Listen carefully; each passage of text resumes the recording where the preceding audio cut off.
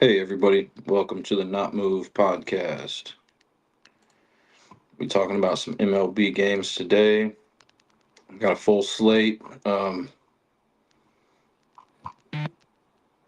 like to talk about weather first and foremost.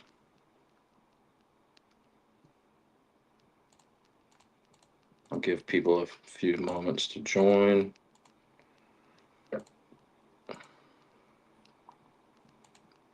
With NFL, we have we have much more time to prepare for the show. So this was a quick turnaround for me. So just keep that in mind. Um, Still pretty much the same type of stuff that we were talking about yesterday. We'll go over today. I'm going to try to make this show a little bit quicker. I know I say that about every show that I do, but that never really turns out to be the case. Shows have been lasting about 2.5 hours long. All right, so first thing that I like to do is go to Swish Analytics and rotogrinders.com to check on some weather. Um, Milwaukee Brewers and Atlanta Braves. They're saying that their best guess about this game here on rotogrinders.com is that it'll be a late start, but oh, there's plenty of opportunity for some other outcomes. So that it could get postponed. Maybe they play without any problems. We'll just kind of check to see as the show progresses. And then they're also saying Cincinnati and Chicago winds are blowing in 5 to 10 miles per hour. Says wouldn't matter much for most spots, but in Wrigley Field, every mile per hour counts. And then I just kind of like to look at some other winds that could play a factor. I'm seeing in this Twins and Tigers game, looks like winds are blowing from that left foul pole towards that first base at about 7 to 9 miles per hour. We talk about how winds as little as 5 miles per hour can carry a ball an extra around 20 feet or so. So just kind of looking for any significant wind here. Guardians and Mets looks like 6 to 8 miles per hour towards that left field, which could help get some carry to the ball there. We already talked about the Cubs game. Rockies, Blue Jays, just some crosswinds from third base over to first base, about 8 miles per hour. Rays and Angels looks like winds 4.5 to 7.2 miles per hour towards straight left center field. White Sox Mariners straight right field about 6 to 7 miles per hour, 7.5 miles per hour. All right, so that's about all I see there.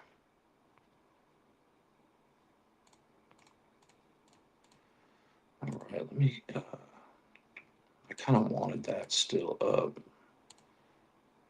Let me close some of the tabs real quick.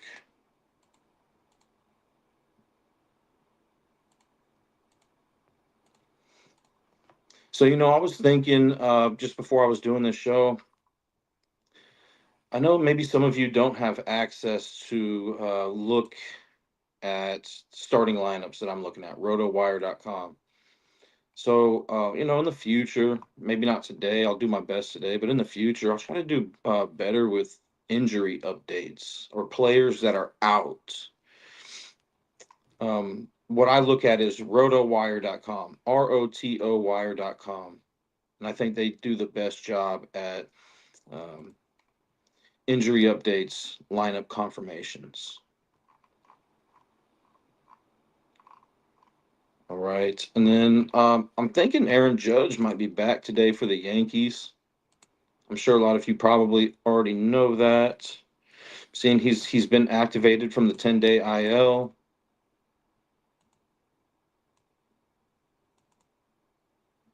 Doesn't look like he's able to throw quite yet though. So it's looking like maybe he'll be playing DH today. But the lineup hasn't been confirmed yet.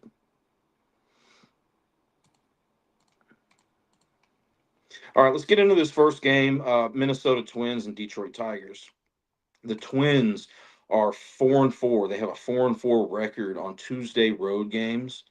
Detroit, we saw yesterday, right, that Detroit was a perfect 6-0 in Monday home games and won all of them by 2+ runs.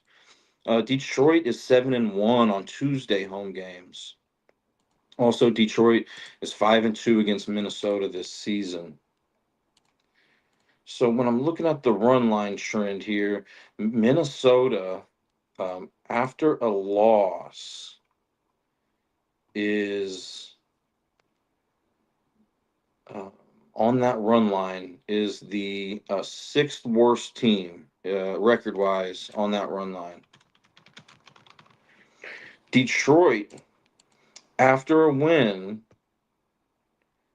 is above average. All right, I'd say they rank about 10th or so. So above average. Minnesota as a road underdog. Minnesota's road underdog. Looks like they're just slightly above average there. And then Detroit as a home favorite. Now, and I'm speaking run line here. Detroit as a home favorite has the second best record in baseball on that run line. So just with those trends that I've talked about, the Tuesday games, um, Minnesota. Let me backtrack. Detroit has a better record. They're 7-1 on Tuesday home games. Minnesota's 4-4 on Tuesday road games. Detroit 5-2 record against Minnesota this season.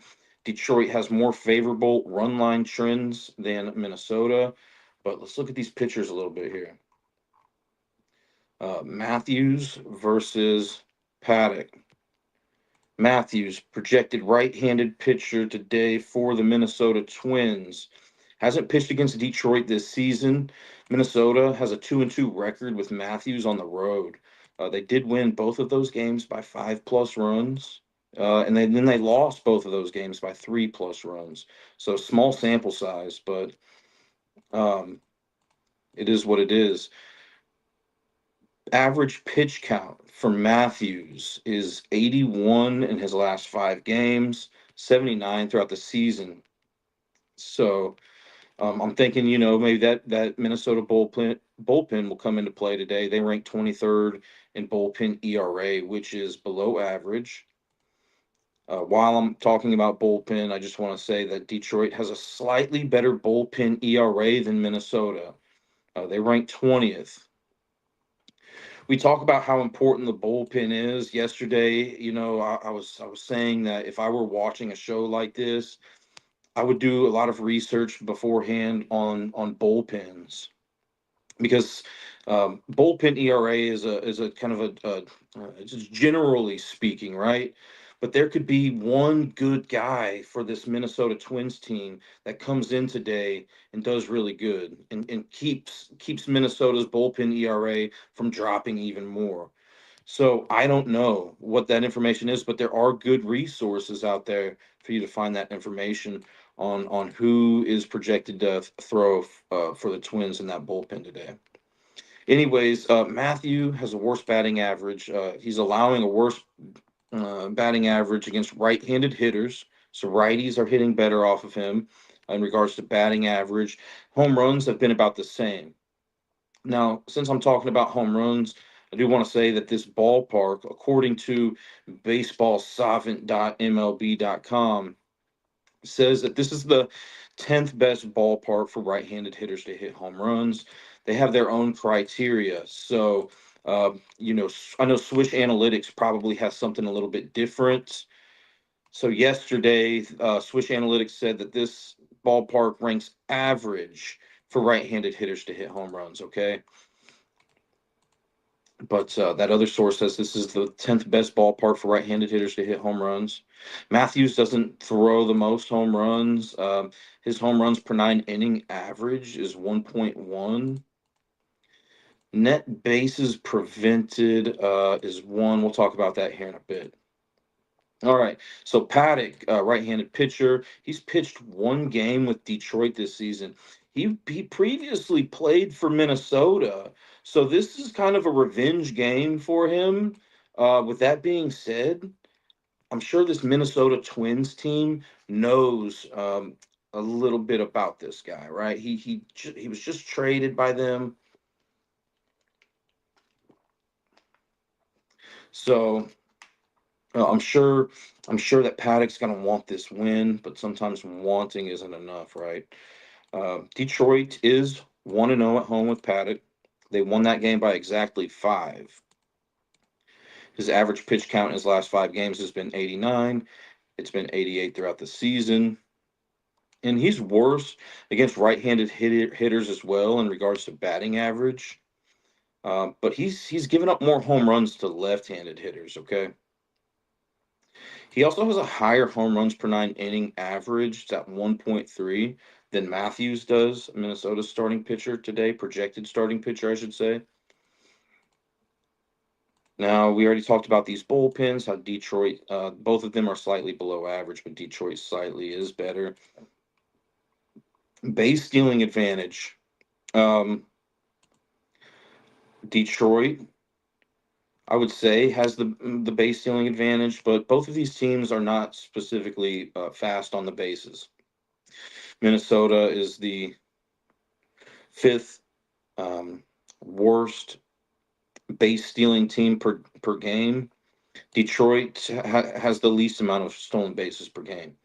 Detroit's base stealing prevention is much better than Minnesota's, though. They rank fifth best. Minnesota ranks 22nd. So Minnesota's below average in that department. We talked about what I will say, guys, is, you know, um, just with those numbers, I'm leaning towards Detroit. But yesterday, the lineup looked a little bit different. I'm looking at my notes from yesterday. So Riley Green, from my understanding, was in yesterday, and he's not in today. Um, and Dingler, and we talked about him possibly hitting a home run, I think, yesterday. I think he did. But those two guys are not in, so that is detrimental to this Tigers offense. They only put up 3 runs, I think it was yesterday, right? It was like 3-1 was the final score, and they were down. Or wait, here we go. It was 6-3. Okay.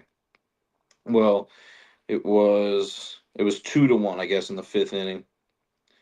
But I think that's a big hit for this Detroit offense. It'd be nice if those guys were in here today.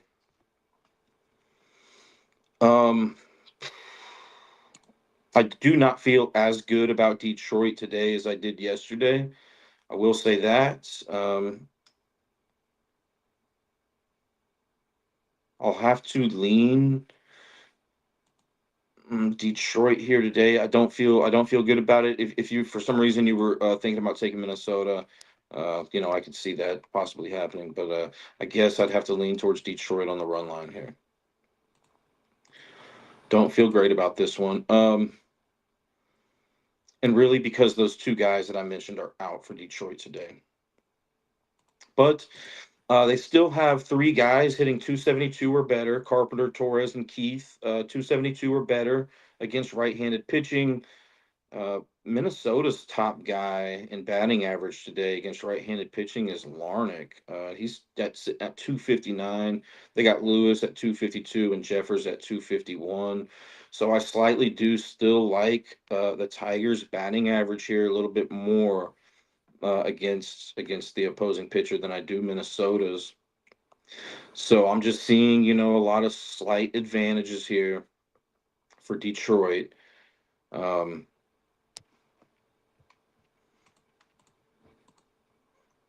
Now, home run hitter.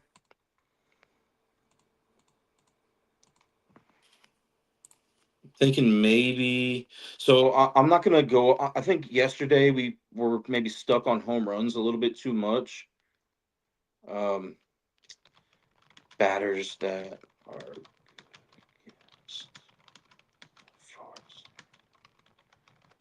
so today, I mentioned that this park could possibly be advantageous according to that source that I was talking about, baseballsavant.mlb.com. This ballpark could be advantageous for right-handed hitters to hit home runs. So I'm going to filter this by Detroit Tigers.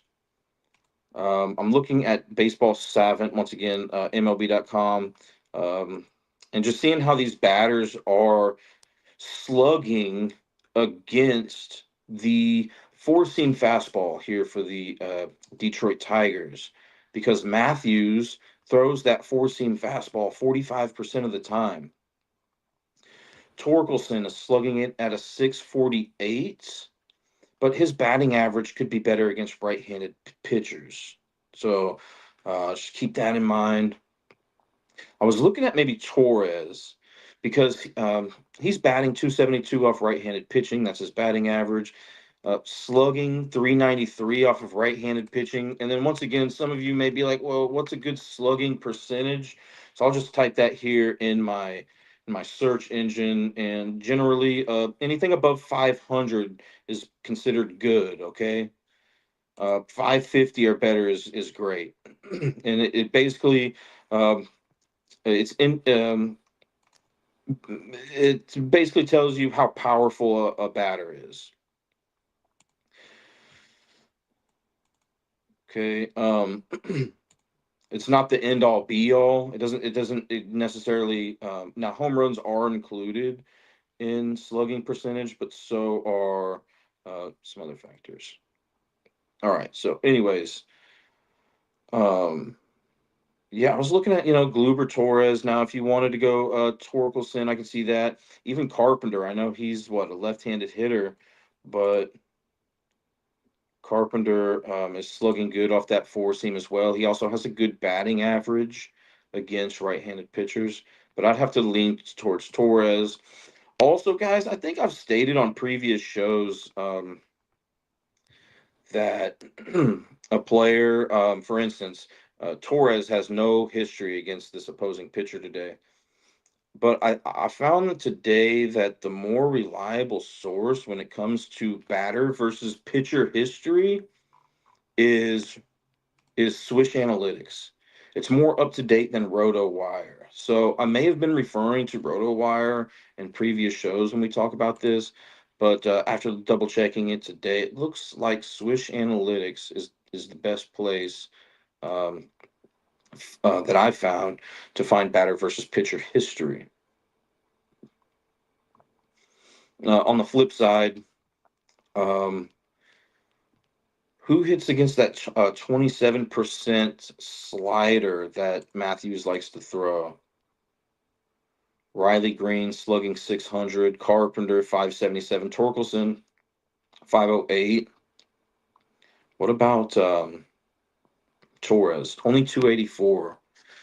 So I think Torres is probably going to have to get one off that four seam that Matthews likes to rely on, or perhaps that Minnesota bullpen. This just isn't like a great spot that I would be looking for today for a home run, but I think they hit some yesterday there. All right. Okay, so on the flip side, Paddock. Now we talked about how this ballpark's favorable for right-handed hitters to hit home runs. Paddock does allow more left-handed hitters to hit home runs. Okay, I got three guys on this list here that I've already mentioned: Larnach, Lewis, and Jeffers that have 251 or better batting average against right-handed pitching this season. So I'm looking. So Paddock likes to rely on that four seam fastball as well. He throws that 46% of the time. So I'm going to filter this by Detroit Tigers. or no, Minnesota Twins, and see who hits the best off this four seamer. Um, the guy that I'm looking at is Jeffers, probably 484 slugging against that specific pitch. He's slugging 411 off of right-handed pitchers. Royce Lewis is also another candidate. I would like for his slugging percentage to be a little bit higher against right-handed pitching. It's at 385, but his slugging percentage against that specific pitch is 449. I do also want to mention Buxton. I don't think he was in. I don't know if I mentioned that or not. He's not in today.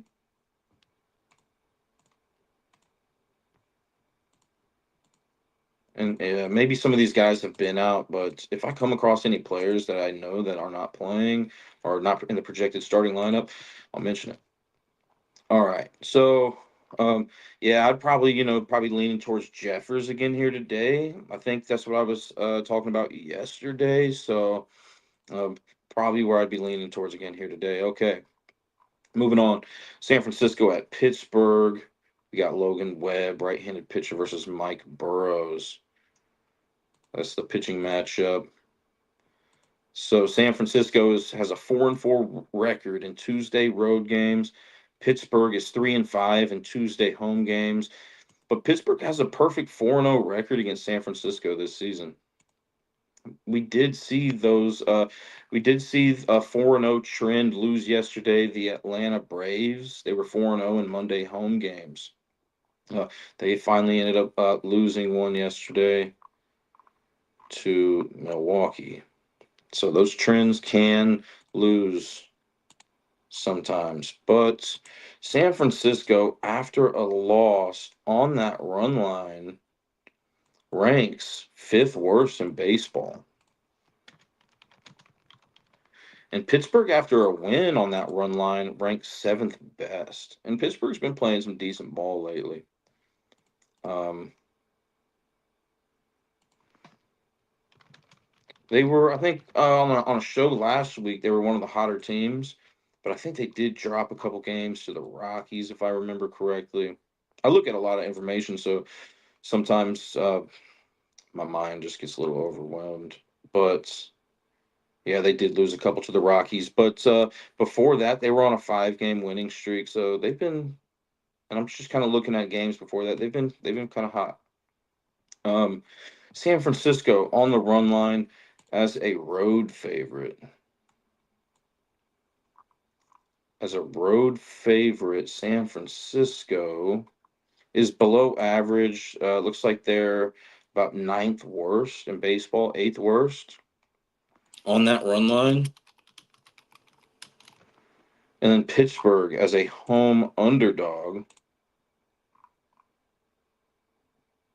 is above average on that run line. Okay. So I'm seeing a lot of advantages for Pittsburgh in regards to that. Let's look into this a little bit more here. Webb pitched Logan Webb, starting pitcher, projected starting pitcher for the San Francisco Giants today.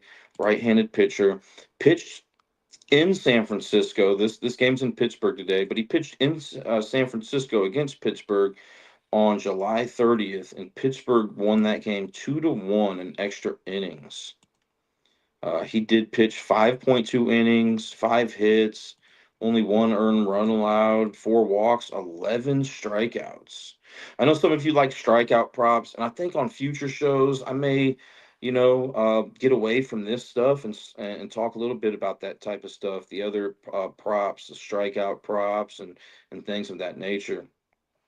But for today, we'll just keep it the same way that we have been rolling. But yeah, 11 strikeouts, and you can look up uh, strikeouts per game, MLB. Now I don't know what his line is at, right? But Pittsburgh ranks 23rd in team strikeouts per game, so they're near the bottom of the league in regards to striking out per game. They're not, for instance, the Toronto Blue Jays, Kansas City Royals, San Diego Padres. Those are tough teams to strike out. Angels, Colorado, and Boston strike out the most times per game. Just FYI, in case you didn't know. Um, so San Francisco has a 5-6 record on the road with Webb. They won 4 out of 5 of those games by 2+ runs. They lost 5 out of 6 of those games by 2+ runs. So it looks like just based on that alone, there could be a good chance that this game has a margin of 2 or more, whoever wins this game. There's another cool thing that you could look at. If you type into your search engine MLB run differential, teamrankings.com, you go there and you can filter this by, away and home. So when San Francisco is on the road, they have a +21 run differential. When Pittsburgh's at home, what is their run differential here? +13. So, I mean, that's a decent source, but kind of what I would be wanting to know a little bit more is what is the average margin of victory or loss for each team? So I think there is a source out there like that, but I think that would be beneficial if you are playing that run line. Um, but I'll look for one here in the upcoming days. After today's show, I'm gonna take a little bit of a break. Um, I think there's a lot of early baseball on tomorrow, so those shows they have a quick turnaround. It was tough for me to prepare for this show today, and this is at 5 p.m. Eastern time. Tomorrow, these games are starting at like 1 p.m. Eastern time. So,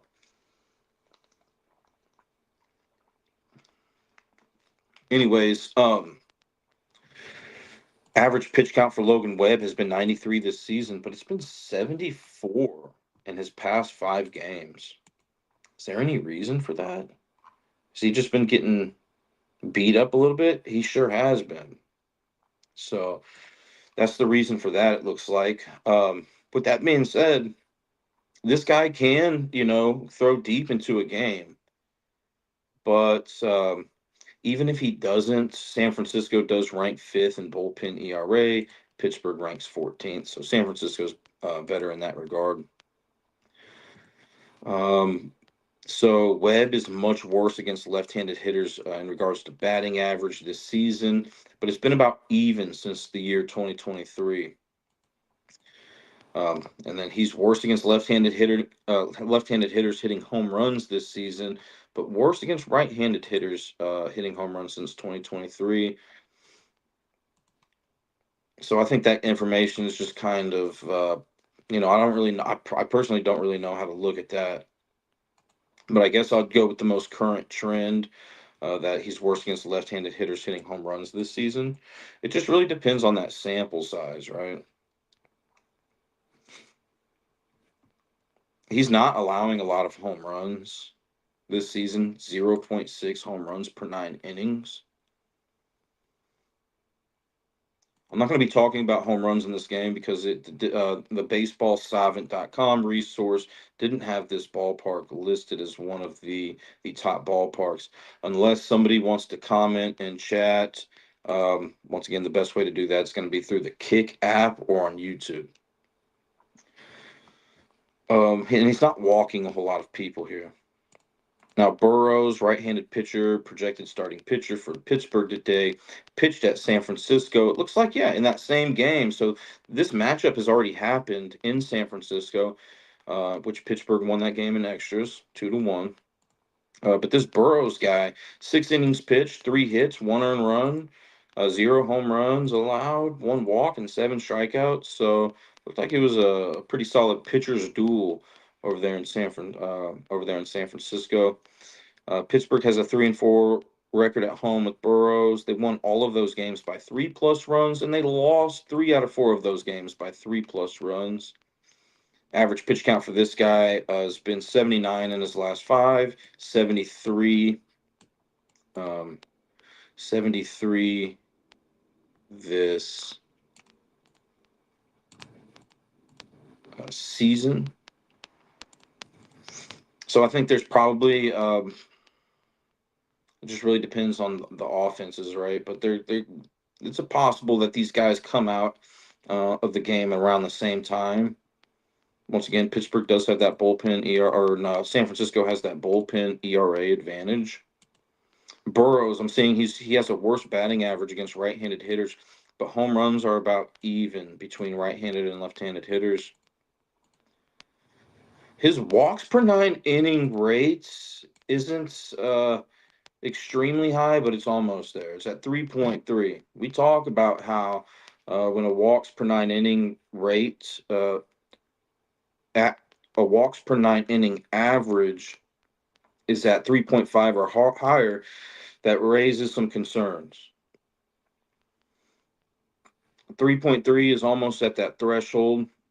And it's important because San Francisco ranks fourth in team walks per game. Now, San Francisco isn't a great base stealing team, and Pittsburgh is above average in base stealing prevention. But if San Francisco gets some guys on, even one guy, and somebody for San Francisco hits a home run, that's a 1 run, 2 run difference. So just little things like that can add up, make a big impact.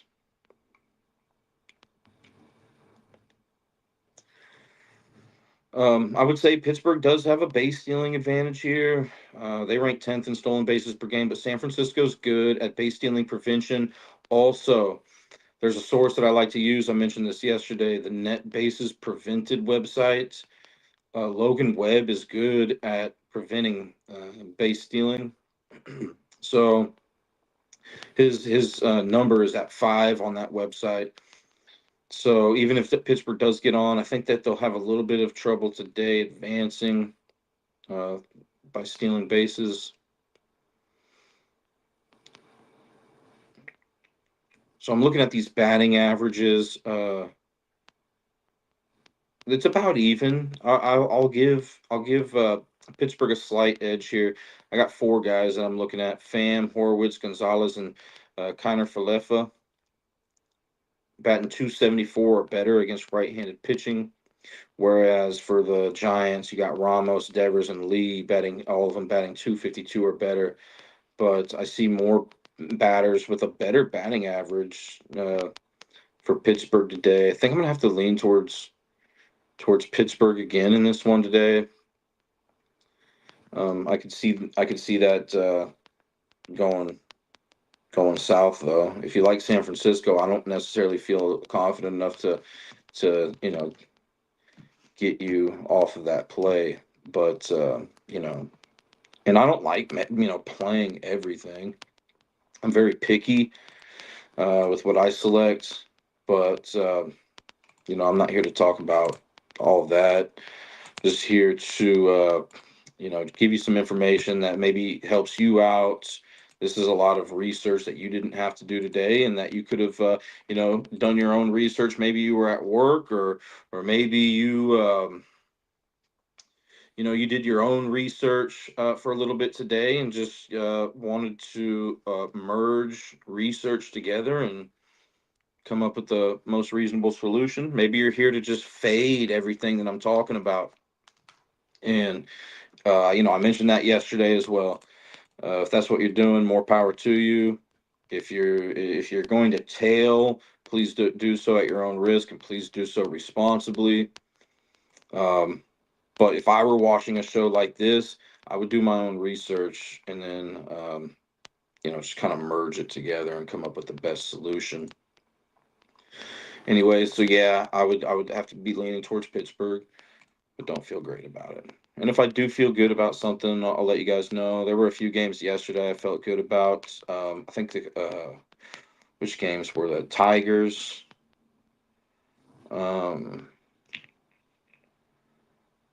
Milwaukee and the Cubs. Cubs ended up losing yesterday. Felt Blue Jays yesterday. I mean, against the Rockies, I was leaning towards the Blue Jays. It's hard whenever you're leaning towards whoever's playing the Rockies. It's hard not to Kind of love that team. uh, but those were the three games that really stuck out to me yesterday. Brewers, Cubs, Brewers who won, Cubs who lost, and Blue Jays and Tigers. Um, Trying to remember something else. I think I liked the Yankees yesterday too. I know I was leaning towards them, but I really like how their bats matched up yesterday, and they crumbled there at the end. So I was kind of looking at some of the games that I lost yesterday. A lot of them won early on. All the leans that I had early on, it was like, yo, this is going to be a good day. And then these night games happened, and it got kind of bad there. But I rewatched the show, and it wasn't. I was skeptical about the Dodgers, and the Mets and the Royals yesterday. Skeptical about those guys, and that's how I feel today about you know Pittsburgh and Detroit. But let's move on. Let's keep it current. Houston and Miami.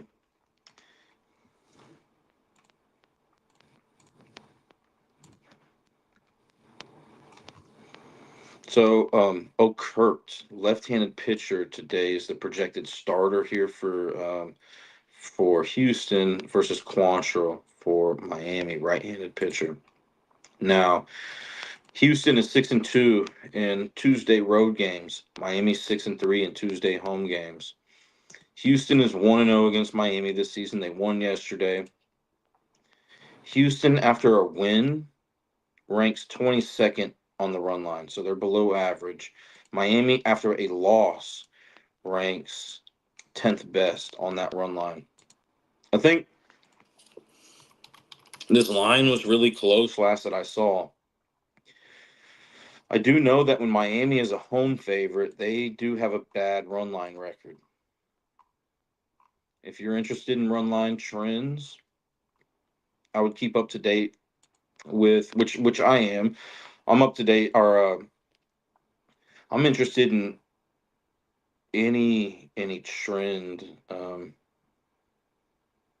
But as a home favorite, Miami has a 1-9 run line record. All right. So what are they today? Looks like that the book I'm looking at, they're a home dog. And as a home underdog, we've already talked about how Miami has the best run line record in baseball. Do they still?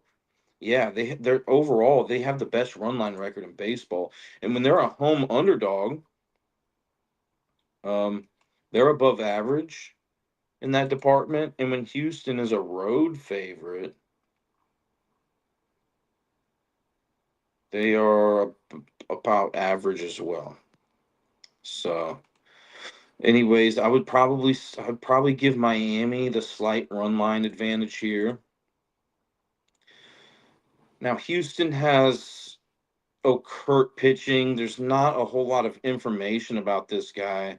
He's only been pitching around 1 inning, so it's looking like Houston's going to have kind of a bullpen game. All right. Um, it looks like this AJ Bluebaugh was called up from AAA and could pitch behind Okert in this opener today, or in this game today.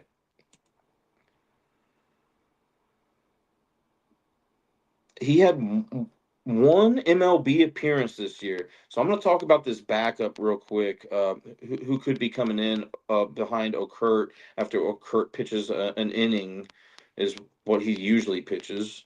Um, but this guy, Blue Ball, started one game this year, and he gave up 7 runs on 5 hits with 1 walk and 6 strikeouts over 4 innings against Detroit. But his pitch count was at 84. So I didn't do a whole lot of research because it was a kind of a last second update. If you're interested in this game, I would do some research about this AJ Blue Ball guy.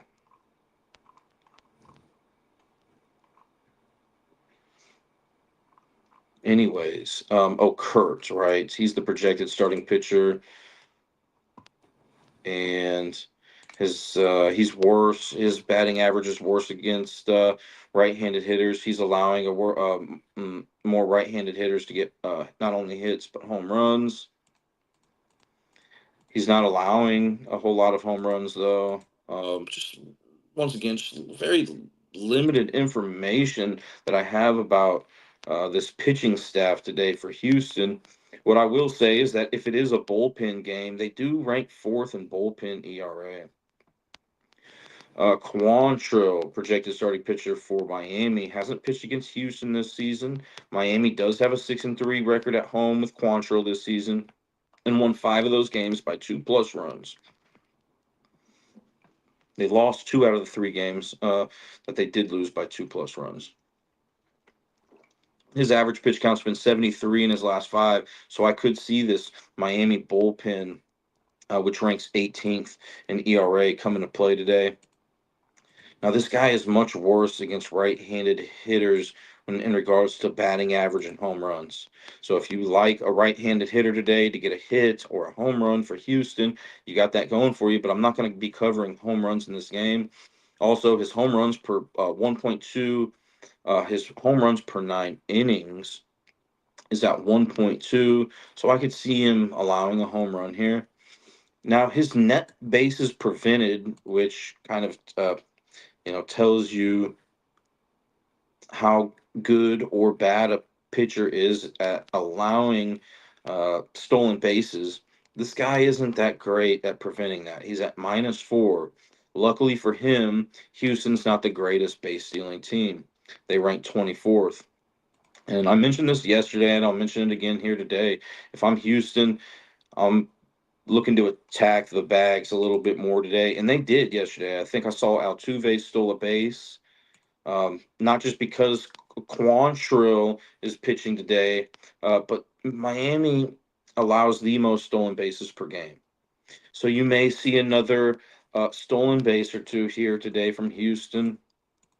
Now, if Miami gets on base, they rank 12th in stolen bases per game. So Miami's a better base stealing team, and Houston's second worst, right behind Miami in stolen bases allowed per game.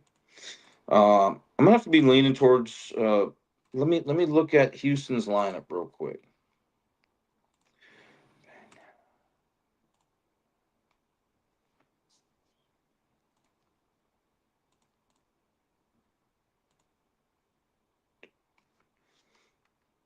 I think Houston's bats do match up better today against. I'm just gonna look at my notes from yesterday about this game too.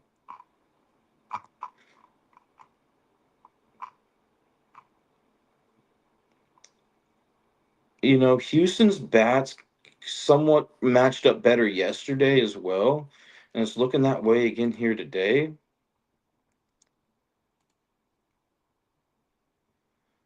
This one's tough for me to call, right? Because I don't know what Houston's bringing to the table with their pitching staff. But if I were to lean one way, I'm thinking Miami in this one. Thinking Miami in this one. I like their trends that they got going on for them. I know Houston's beat them once already this year, but Miami does have a 6-3 home record with Quantrill. And I kind of know what more we're going to expect from him than I do Houston's pitching staff today. And Miami's just, they've been playing some good ball. Have to lean towards Miami here. Once again, just the information is limited. Let's move on. Atlanta and Washington. They're in Washington. It's Branch Appreciation Day. honoring the military branches. It's also their first ever Pokemon Go day there at the ballpark. So, anyways, the Athletics are 3-5 in Tuesday road games. Washington is 5-3 in Tuesday home games. These teams have not played each other this season. And I got to check real quick to see if the Athletics won or lost their last game. Yeah, appreciate you guys for joining. It was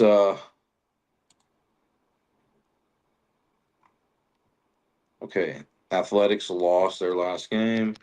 What about the Nationals? So again, if you guys have any comments or anything, or you want me to look at something, I can go look that up real quick. But okay, so I'm looking for Washington. They lost their last game. Okay, so both these teams lost their last game. So who's better after a loss between these two teams here? Who's better after a loss on that run line? Let's go take a look. Athletics are right there. Washington, the Athletics are better on that run line after a loss than Washington is. And then the Athletics, as a home underdog, are fourth worst in baseball on the run line. Washington, as a home favorite,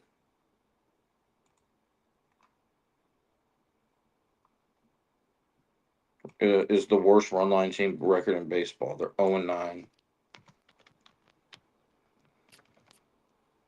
They haven't. That's almost good enough for me to just say, okay, I'm going with the Athletics here on the run line. I mean, 0-9. If it happens to be that one time that they finally get the run line, then it's like, okay, so be it. But let's look at some other data instead of trends. So we got Severino versus Gore. Severino hasn't pitched against Washington this season. The Athletics are 5-5 on the road with him. They won all of those games by 2+ runs. They lost 4 out of the 5 games that they did lose by 2+ runs. So a lot of these games the Athletics are playing with Severino on the road have been decided by 2+ runs. 9 out of the 10 he's played on the road. Average pitch count for him is 91. I do want to mention the opposing pitcher Gore's average pitch count is 94, and I think it's super important for both of these teams, both of these pitchers, to reach that 90 mark as far as they can go into this game, because both of these bullpens are bad. Washington has the worst bullpen ERA in baseball. The Athletics have the third worst bullpen ERA in baseball. So this is an ugly one here. Severino, everything I've looked at so far is honestly ugly. That's just the nature of it sometimes. So hopefully we can get into something that we feel a little bit more confident in here in just a little bit. But average pitch count 91. We already went over that. I'm not going to be covering home runs in this game, but this guy does have Severino, pitcher for the Athletics, allows worst batting average to left-handed hitters. Home runs are about even this season, but he's given up more to left-handed hitters since the year 2023. Walks per 9 inning average and home runs per 9 inning average isn't a concern, although it's baseball, right? Anything can happen. He could walk 20 batters today and allow 20 home runs, but just what I'm seeing here, I'm not too concerned about him walking a ton of guys or allowing too many home runs. He is also, Severino, he So I'm looking at Washington's a fast team. They rank sixth best in stolen bases per game. Okay, and the Athletics are not good at base stealing prevention. They rank 26th, but Severino doesn't look like he's looks like he's pretty good at preventing base stealing. On that net bases prevented chart, he has a 4 rank. So I'm thinking that number may be a little bit misleading here. Um, Typically, you would look at that and say, "Oh, Washington has a huge advantage," but I think with the pitcher that the Athletics have today, he could limit that a little bit.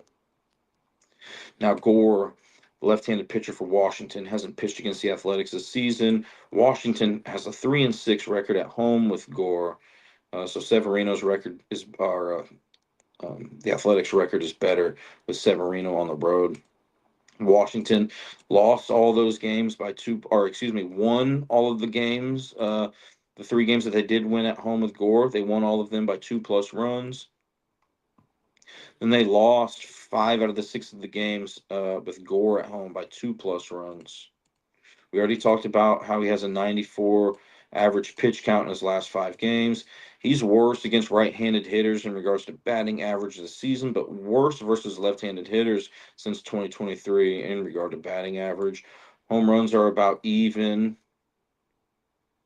His home runs per 9 inning average is a little bit higher. Um, so just because his home runs per 9 inning average is just a little bit higher, it's at 1.1. And I just see a couple guys here, Langoliers and Rooker. Langoliers is batting his batting average against left-handed pitching is 403, which is really high. Um, but Gore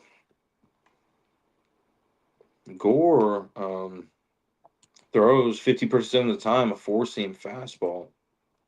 So I'm just kind of curious who for this athletics team slugs that at a good rate, even though I wouldn't necessarily be zoning in on a home run hitter in this game, but Kurt's slugging at a 714.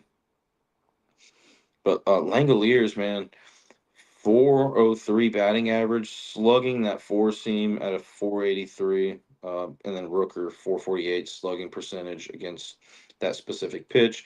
And he's batting 294 off of left handed pitching as well.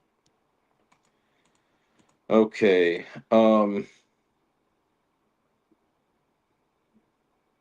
I still would give Washington the base stealing advantage.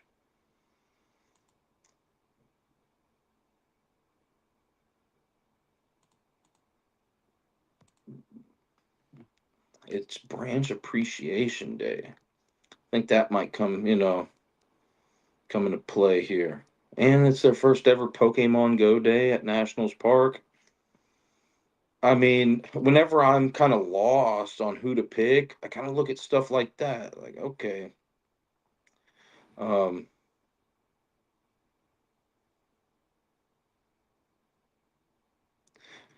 I like the number of bats that Washington has in regards to batting average against Severino more than the number of bats in regards to batting average I like against Gore. I think Washington could steal some bases here, even though we talked about how Severino isn't terrible at that. But Washington as a home favorite is 0-9. I can't get behind that. So I'll have to lean towards the Athletics plus 1.5. Um, let's move on. Baltimore and Philadelphia. Baltimore has a 2-6 record in Tuesday road games. Philadelphia has a 4-1 record in Tuesday home games. Philadelphia has a 1-0 record against Baltimore this season. When we look at these run line trends, when we look at the run line trends. After a win, Philadelphia is below average on that run line. Baltimore, after a loss on the run line, is also below average. Baltimore as a road underdog. Usually I have this stuff already wrote down, but it doesn't take too much time to look it up on the fly if I'm busy doing other things. But yeah, Baltimore as an away underdog ranks sixth worst, and then Philadelphia as a home favorite ranks eighth best. So just based on all the trends that we were just talking about, I'd give Philadelphia an advantage here. Kramer, right-handed pitcher, projected to pitch today for Baltimore versus Walker, right-handed pitcher for Philadelphia. Kramer hasn't pitched against Philadelphia this season. Baltimore has a 4-9 losing record on the road with Kramer this season. They did win all of the games that they did win by 3+ runs, and they only lost. I say only, but it's 66.6%. They lost 6 games by 2+ runs out of the 9 that they did lose on the road with Kramer. They lost 4 of those games by 6+ runs. So, maybe if you were thinking another blowout today, I think that game was a blowout yesterday. You got that going for you. 4 out of the 9 games that they lost on the road with Kramer was by 6+ runs. Pitch count for Kramer's been 93 in his last 5, 92 throughout the season. And it's going to be important because both of these bullpens are bad. Right there, neck and neck. Baltimore ranks 25th in bullpen ERA. Philadelphia ranks 24th. But I'm just kind of looking here. I'm a little bit concerned because Walker's pitch count hasn't been too high, not just this season, but in his last 5 games. His last 5 games, it's been 66, 54 in has been his average pitch count. This It's been 54 this season.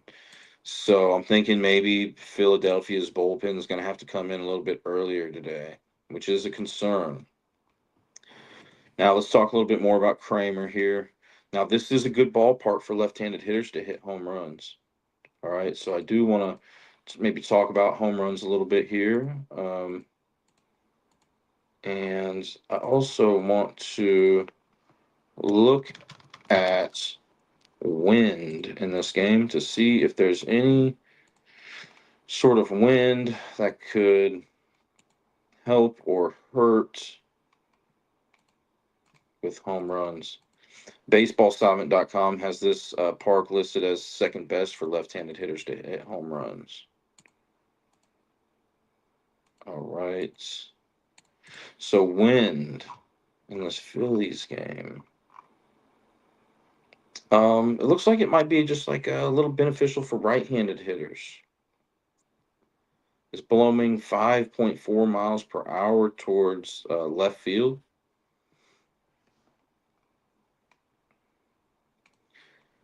But Kramer has a worse.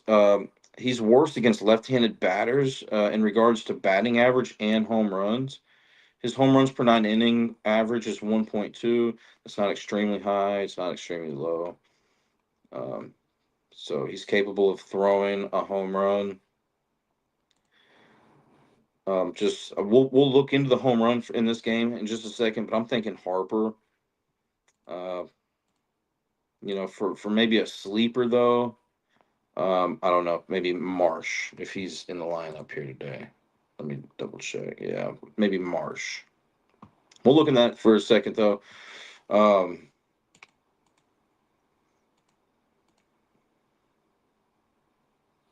He doesn't walk a lot of people. He's good at base stealing prevention, which is important because Phillies they rank eighth best in stolen bases per game. As a team, though, Baltimore ranks 16th in stolen bases allowed per game. Philadelphia. Okay, Walker. Philadelphia is 5-7 at home with Walker this season. They won 4 of those games by 2+ runs. They lost all of those games by 2+ runs as well. So if you're liking Baltimore today by 2+ runs, you got that going for you. We already talked about the pitch count, how I think Philadelphia's bullpen is going to have to come in a little bit more play today. This guy has a worse batting average allowed to right-handed hitters, but he's been even in regards to home runs, about even for lefties and righties. Now, this guy's home runs per nine inning average is a little high. It's at 1.7 home runs per nine inning. I think that may be the highest that we've seen today so far. Um, Baltimore, I don't really give them a base stealing advantage here. They rank 16th in stolen bases per game. Philadelphia's done a good job here. Walker doesn't seem like he's terrible at allowing base stealing. Um, but let's go ahead and some of these lineups were not out before I started the show. So I'm just double checking that all the guys that I'm looking at are in. I'd have to lean towards Philadelphia in this one here today. Probably, my only concern with them is that bullpen coming in. But I do like the bats and how they match up in regards to batting average. I like the number of bats against that right-handed pitcher Kramer more than I like Baltimore's number of bats in regards to batting average against that right-handed Walker. I'm seeing about five bats that I like for Phillies, three bats that I'm kind of thinking of for um, Baltimore. But let's look for home runs a little bit here. So I mentioned Harper slugging 524 off right-handed pitchers. Um, but Kramer has a diverse pitch arsenal. Okay, we mentioned somebody today had relied on that four-seam fastball 50% of the time. Kramer's mixing it up a little bit, so you don't necessarily know what you're going to get. But off that four-seam fastball, Schwarber, which is Kramer's most used pitch, okay, sitting at 25%. Schwarber sitting at 764. He's a left-handed hitter, as you probably know. Bryce Harper 605. What about Marsh? Um, 290. So I'm thinking Marsh is probably going to have to see something a little bit different than that. What I will say is that Harper has a home run off of Kramer in three at bats. What about against this cutter, which he uses 20% of the time? It's just a little bit tougher, and I mentioned this on other shows. It's tougher to pinpoint a home run hitter whenever you have a pitcher that has a diverse pitch arsenal. It's tougher for me to pinpoint a guy. But I would probably Harper slugging that pitch at a 944, Schwarber 692. What about the splitter that he likes to use 19% of the time? I'm sure we'll just keep seeing, Harper slugging that at a 455. So yeah, I'd probably have to lean Harper. Now on the flip side, I think probably Gunnar Henderson for for Baltimore could get a hold of one. We already talked about how Walker does have it's a rather high home runs per nine inning average, sitting at 1.7, and slugging off of the 30% of the time Walker throws the cutter. That's his most used pitch. Henderson's slugging that at a 414. There's some other guys that are probably slugging better off that. I just don't know if they're lefties or righties. Let's see, Holiday, Rushman, Cowser. Holiday, Rushman, Cowser are lefties. Holiday, Rushman, Cowser. So Cowser's slugging that cutter well, 778. Now I'm talking about lefties here. Rushman, switch hitter, but slugging that at a 469. I would still, give Gunnar Henderson a look if I were making a play on an Oriole getting a home run. I'm not going to look into it much longer. What I will say, though, is that Henderson only has one hit out of six at bats against Walker. So, I mean, I would like a little something better than that. And no home runs, should I add. Um, I would be looking for something a little bit better than that. But that's probably the game that I'd feel the best about so far. Phillies on the run line. Let's move on. Kansas City at Boston. Kansas City's 4-5 in Tuesday road games. Boston's 5-3 in Tuesday home games. And Boston is 3-1 against Kansas City this season. I do want to update the weather real quick before we get started. And I also want to just see if Judge is playing. I know a lot of you are probably interested in whether or not Judge is playing. I'm seeing him batting third for the Yankees tonight as a designated hitter, according to RotoWire.com. So the Royals ranked seventh best on the run line after a loss. Boston ranks 10th best on the run line after a win. So in that regard, Royals have the advantage. Run line trend. Boston as a home favorite is above average on the run line.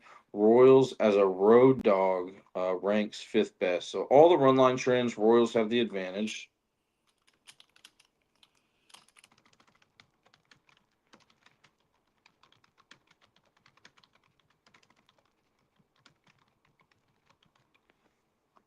So we had a Royals pitcher yesterday make their debut, Falter, right? Um, he didn't do so good, and today we have another one, Berger, right-handed pitcher for the Royals. I was kind of hoping for the Royal fans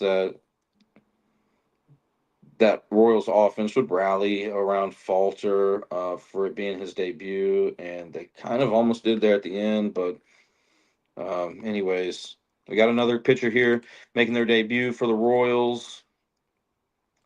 Now, this guy, Berger, hasn't pitched against Boston this season. His average pitch count's been 79 in his last 5 games. He's worse against right-handed hitters in regards to batting average and home runs allowed, but it's a very small sample size. He's got a high walks per 9 inning average, 4.5. Boston is an average team in regards to drawing walks per game. They rank 15th. Let me double check to see real quick if all the guys that I think that this lineup was out before I started the show. Yeah, it was. Okay. So I'm thinking, let's talk about Crochet a little bit, left-handed pitcher for Boston. So he pitched at Kansas City. This game's in Boston. He pitched at Kansas City on 5-10, and Boston won that game 10-1. He did allow 7 hits, 7 innings pitched, 1 earned run, 0 home runs, 1 walk, 9 strikeouts. 7 hits. I mean, that's a decent amount of hits that he's allowing, but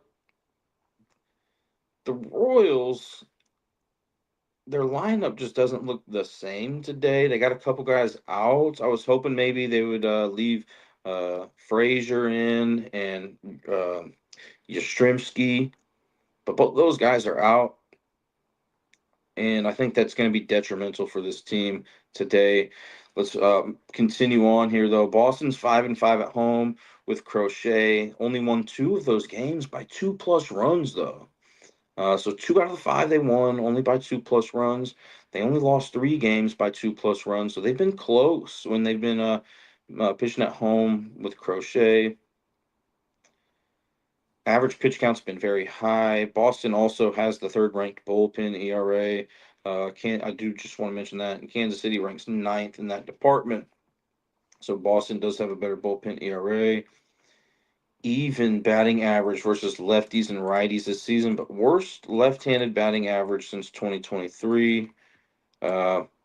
Looks like he's been about even with the home runs versus lefties and righties this season, but much worse against right-handed hitting home runs since 2023. So if you like a Kansas City Royal today to get a home run, looks like a right-handed hitter will probably have the best probability. I'm not going to be talking about home runs in this game, though. Now, Crochet ranks -8 in net bases prevented. So if the Royals can get some guys, some speedy guys on base, which they rank 14th in stolen bases per game, um, I think they can absolutely steal some bases today. I was talking about it yesterday, how I thought the Royals were not only going to have to swing the bat, hit the ball, but be aggressive on the bases if they were to get on. I think they have a better opportunity today to swipe some bags.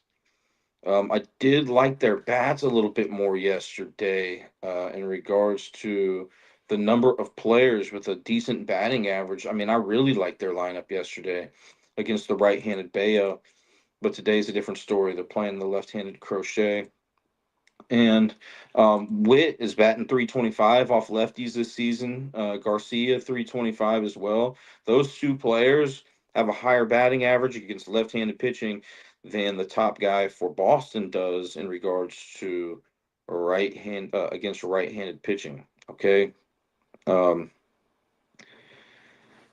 all around, I'd give Royals a base stealing advantage here today. Um, this is another tough one for me to call. I'm gonna have to lean towards Boston again here, or not again, because I think I was leaning towards the Royals yesterday. Um, and they didn't get it done. So, I don't get all of these correct, all these leans and stuff, even the ones I feel good about.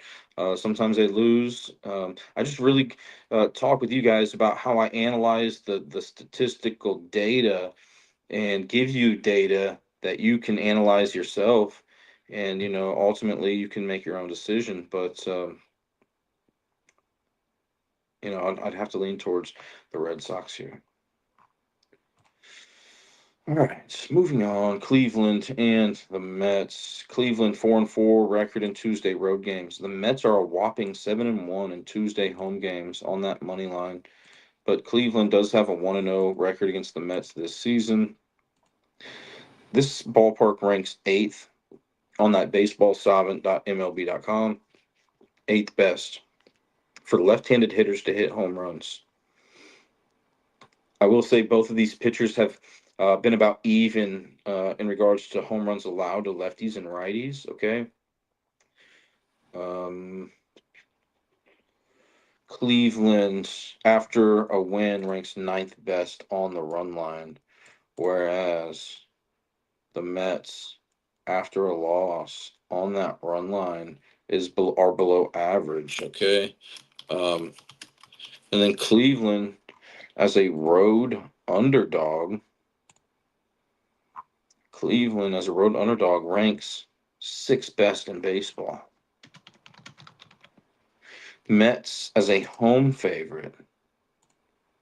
The Mets rank 4, 5, 6, 7, 8, 9th best. Overall, I would give Cleveland the run line advantage, but I'd give the Mets that Tuesday home game advantage over the Cleveland road game record.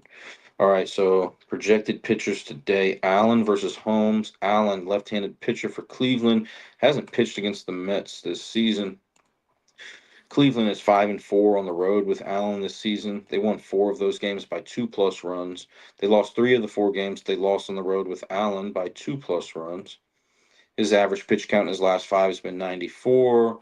I do want to mention that Holmes, the opposing pitcher, right-handed pitcher for the Mets, is at 89 is his average pitch count in his last 5 games. Okay, so both of these guys are. I would expect them to go.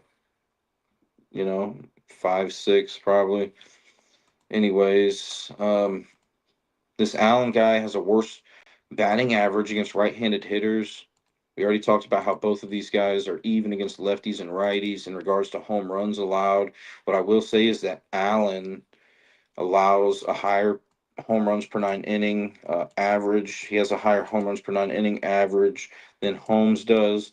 So I think it's just in that regard more likely for a Met to get a home run here in this one.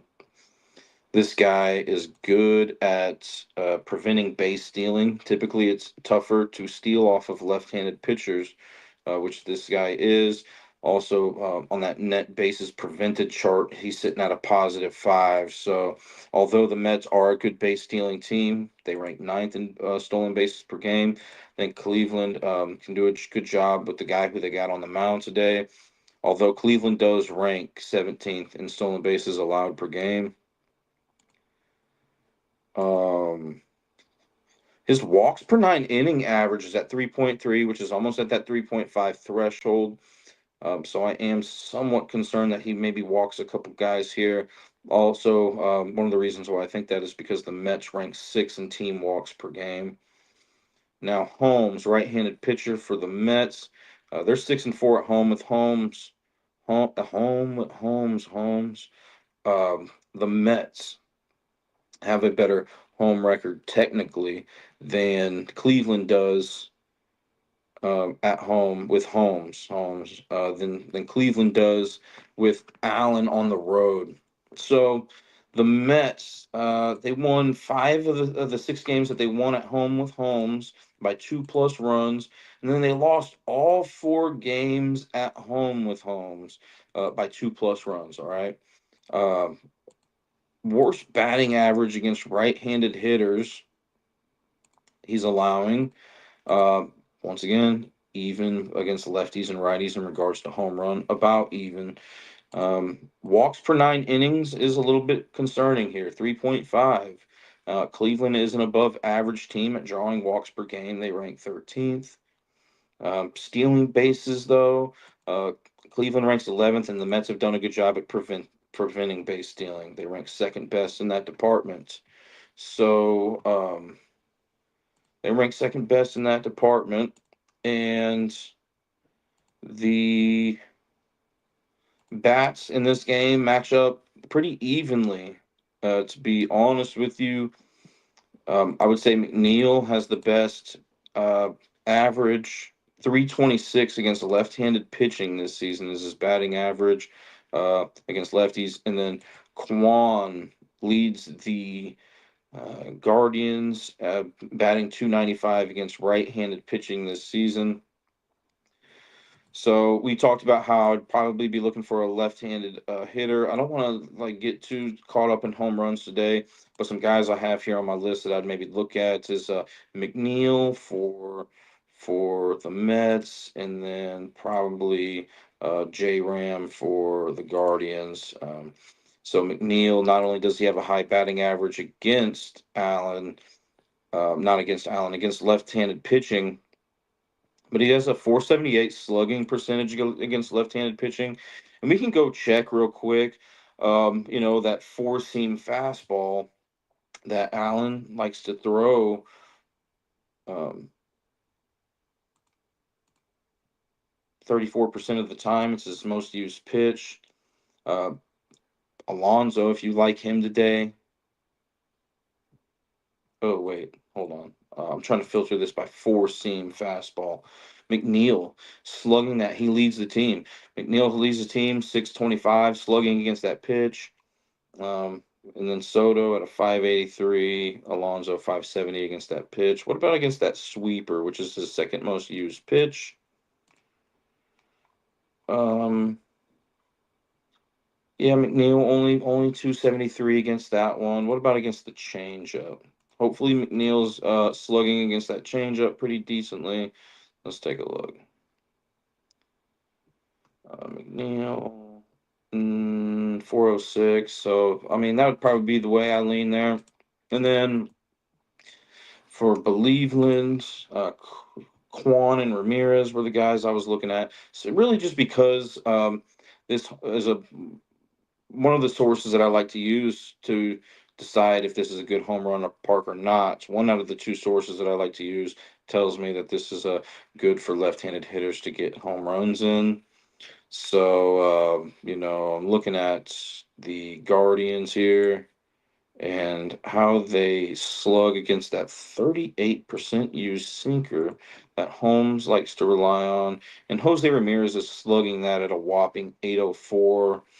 Kwan 450. Anyways, yeah, I'm thinking J Ram uh and McNeil. But in regards to the run line in this one, I think I'm gonna have to lean towards.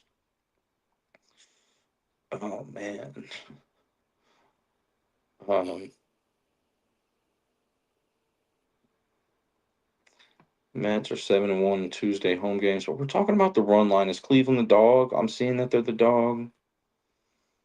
I'm thinking Cleveland by plus 1.5. They technically have the better bullpen ERA. Um, they have the better run line trends.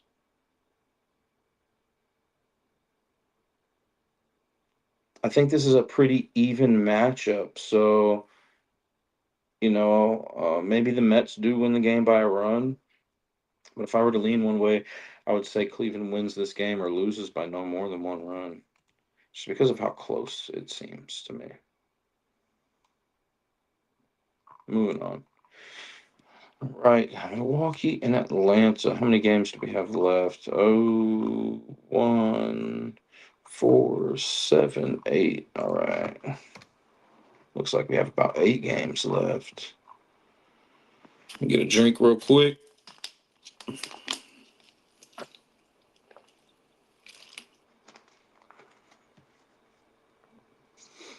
And then let me look at this lineup too, real quick. Once again, the reason why I do these shows so late in the day is because, for one, the research takes a lot of time. For two, the starting lineups have not been confirmed yet at 10 a.m. typically. If the games are starting at, around 6 p.m. Eastern time, 7 p.m. Eastern time, the lineups typically come out in baseball. Um, they're typically confirmed with sometimes, I mean, right up at game time, you can get some late scratches, but typically they have these lineups released about 3 hours before the game starts or so. And lineups are a big part of this decision making for me.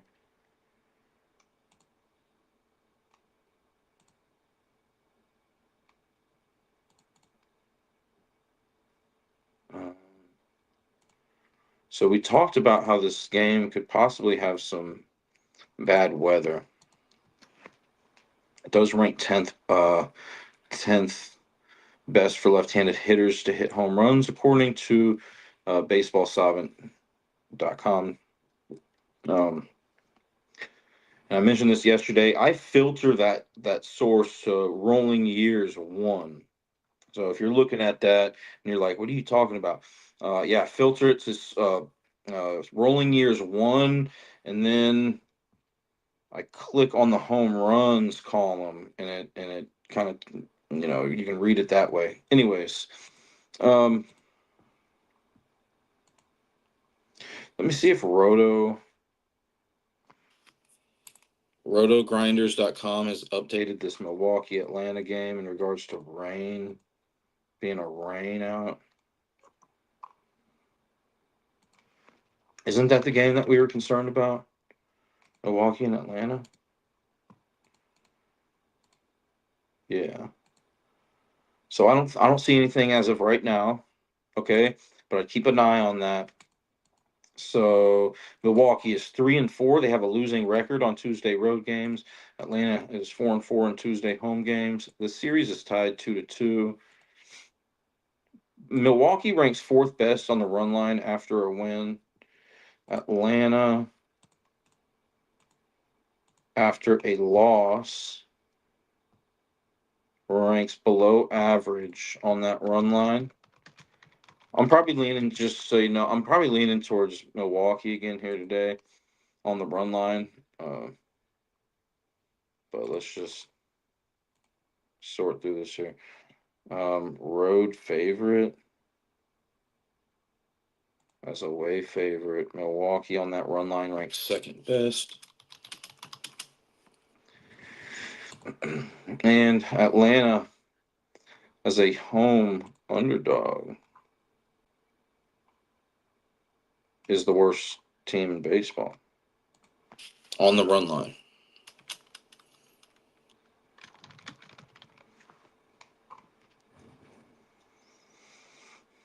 We saw something like that yesterday, didn't we?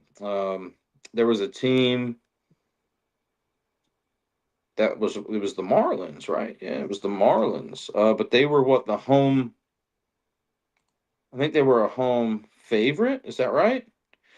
They were ranked 29th. Oh, it was the Cubs too. The Cubs had like a really bad trend too, where they ranked 30th. So Atlanta as a home underdog ranks 30th.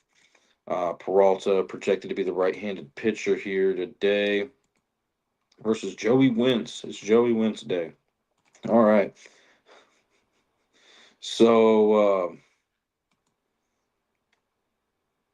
he hasn't pitched against Atlanta this season. Milwaukee's pitcher Peralta. Milwaukee is 5-6 on the road with him this season. They won 3 of those games by 5+ runs.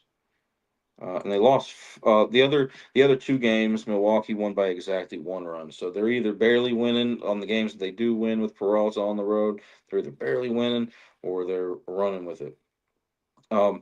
Atlanta, they lost 5 games by two, or excuse me, Milwaukee lost 5 out of the 6 games on the road with Peralta by 2+ runs. His average pitch count has been 95.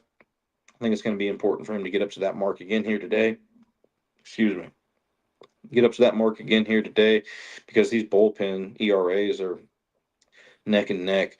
Milwaukee ranks 16th. Atlanta ranks 19th. So Milwaukee barely edging Atlanta in that regard. What I will say is, just while we're on the bullpen thing, Joey Wentz has only thrown his average pitch count this year has been 32. It's been 61 in his last 5. Um, but I think that unless you can find information elsewhere where it says different, I'm thinking that Wentz is going to have to come out of this game earlier than Peralta, which could expose that Atlanta bullpen uh, a little bit sooner than Milwaukee's bullpen. So, so Peralta is allowing a worse batting average to left-handed hitters this season, but it's been even since 2023. He's worse versus right-handed hitters to hit home runs, and we already mentioned how this is Baseball Savant has this as a left-handed hitter home run park top 10. Net bases prevented. He's not great at holding base runners in regards to stolen bases per game, but luckily his team is. They rank 4th best in stolen bases allowed per game, and Atlanta's not a speedy team. They rank 28th, so 3rd worst in stolen bases per game. And that's another area where I think Milwaukee has a big advantage. We talked about this yesterday. A lot of the stuff that we talked about yesterday is the same today, uh, but there are some slight differences that can make a world of difference. But um, I like Milwaukee. We're going to talk about their base stealing advantage here in a second. Um, And what I am a little concerned about is that Peralta's walks per 9 inning average is getting up to that 3.5 threshold. It's at 3.3. Um, and Atlanta does rank 3rd in team walks per game. But there's some guys out for this team. Um, Riley. Um, I feel like there's another guy or two. Anyways, let's talk about Wentz a little bit. Wentz hasn't played with Atlanta this entire season. That's who's pitching for Atlanta today. He did pitch against Milwaukee a couple times earlier this year, but only for about an inning in both of those games. He has started 3 games for Atlanta so far, and Atlanta is 0-1 when he pitches at home this season, and they lost that game by exactly 3. We talked about his relatively low pitch counts and how the 19th ranked Atlanta bullpen ERA could come into play today. Now, this guy is much worse against right-handed hitters in regards to batting average and home runs allowed. So, although this ballpark is favorable to lefties, Wentz is specifically worse against those righties. His walks per 9 inning rate is high. It's at 4.5, and that's a problem. And we're about to talk about that. I just wanted to mention that his home runs per nine inning rate isn't extremely terrible. It's at 1.0. So, I mean, I'm not necessarily looking to target a home run hitter in this game, but you know, if his home runs per nine inning average was higher, I would, but it's not overly concerning. But what is concerning is his walks per nine inning average, right? It's at 4.5. That makes me immediately look to see how good is Milwaukee at drawing walks. Well, they rank seventh best in baseball in drawing walks. So if they got guys on base, are they going to be able to steal bases? Is my next question. Yeah, Milwaukee ranks second in stolen bases per game, whereas Atlanta ranks 27th in stolen bases allowed per game. So my next question is, well, what about Joey Wentz? Does he have a good pickoff move? No. I'm seeing that.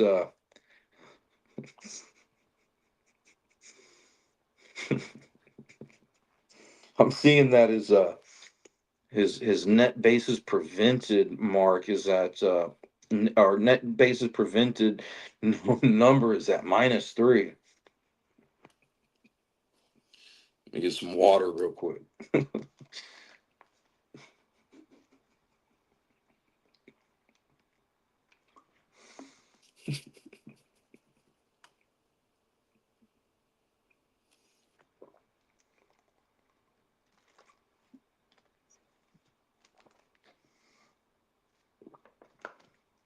All right, it's -3. So in all, I think that there's a decent chance that Milwaukee, in all seriousness, Milwaukee steals some bases against this guy. Um, I like Milwaukee's batting average. I like the number of bats they have. uh, I like the number of bats that they have. In regards to batting average, against the left-handed wins. Sorry, guys. I got a buddy. I got a buddy who really likes Joe, who really likes Joey Wentz. Um. Anyways, I can't talk about this game anymore. Give me give me Milwaukee here.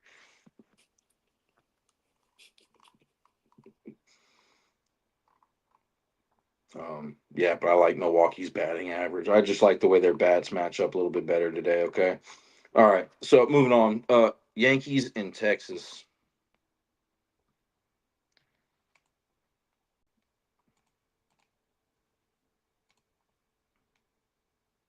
Will Warren projected starting pitcher for the Yankees, and all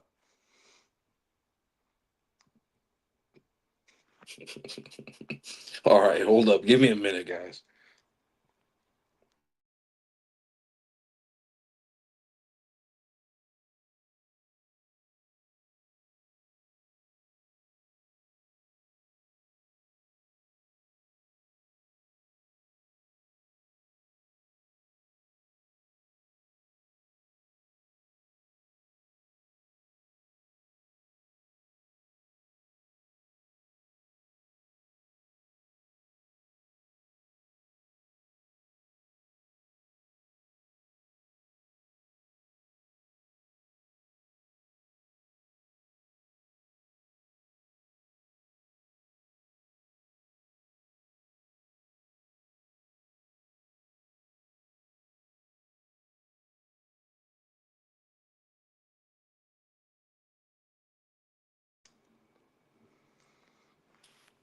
Oh man, I've been looking at this this data a little too long apparently. Okay, so we got Will Warren versus Valdi, okay? So Warren pitched versus Texas on May 20th, and the Yankees won that game 5-2. 5.2 innings pitched, 5 hits, 0 earned runs, 0 home runs, 1 walk, and 10 strikeouts. The Yankees have a 6-5 record on the road with Warren this season. They won 3 out of 6 of those games by three plus runs, and then lost 2 of those games by 2 plus runs. Pitch count. Oh man, sorry guys.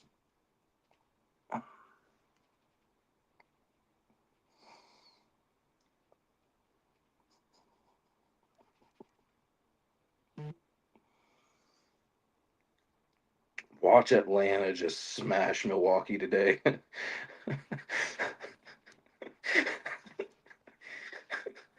I really do like Milwaukee though. Um, Average pitch count for Warren has been 88 in his last 5 games. So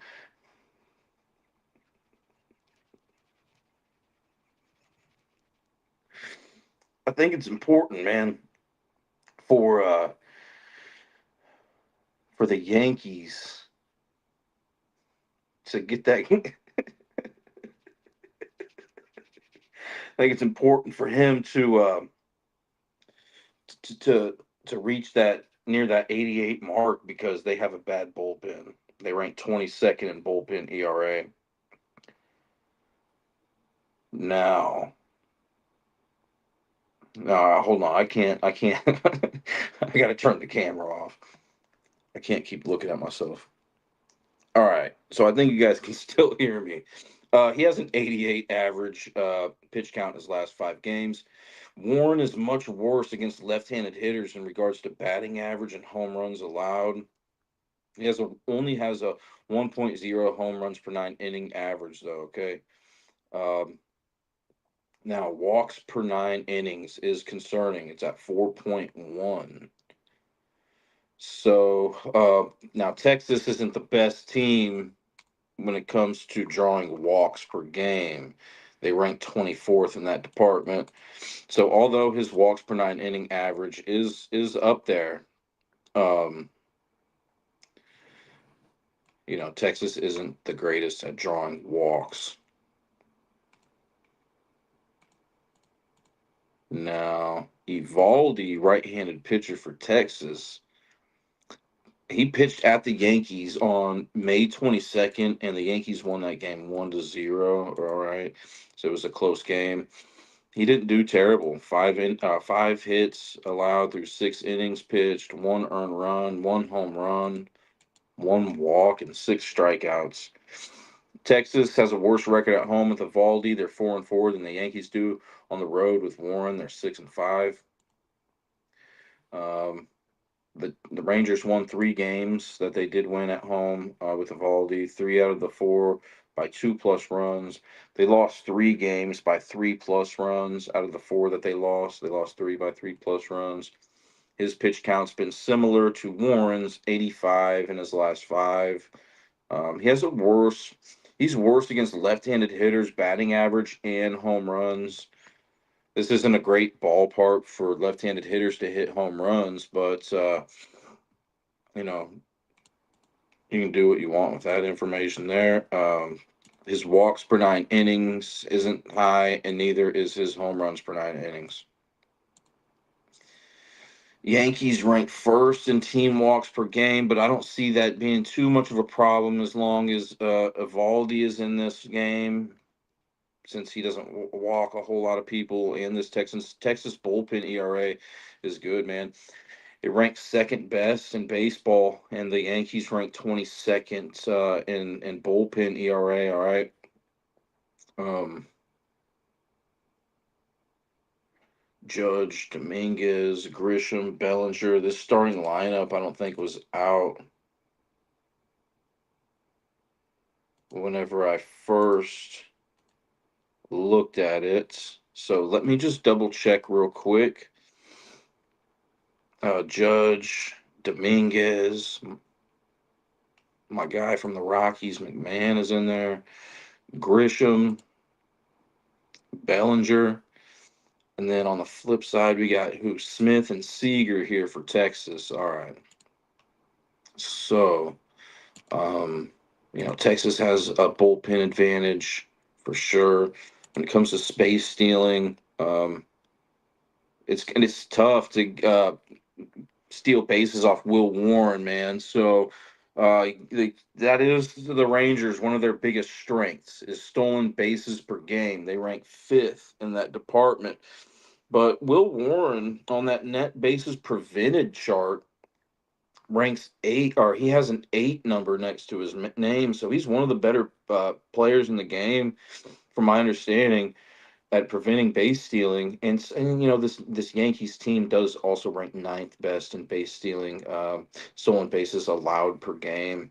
So I think the Yankees match up in regards to defending that pretty good here today. I like how the Yankees have won multiple games here. So they pitched versus Texas. We already mentioned that already this season. Warren did, and the Yankees won that game 5-2. And then Evaldi pitched at New York on 5/22, and the Yankees won that game as well. Now let's go take a look real quick to see. We can get that back on. I think we're good now, guys. Um, let's get that back. Let's look real quick to see Yankees after a loss. They rank third, sixth, ninth worst after a loss on that run line. Texas, after a win, is below average.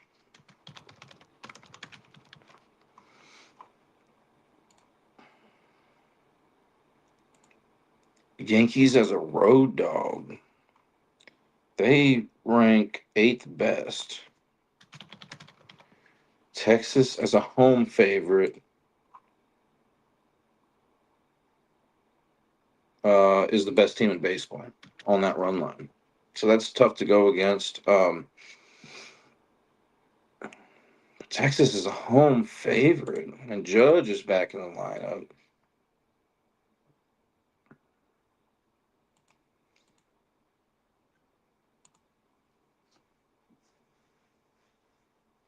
That's a tough trend to go against, that home favorite being the first best run line team in baseball. And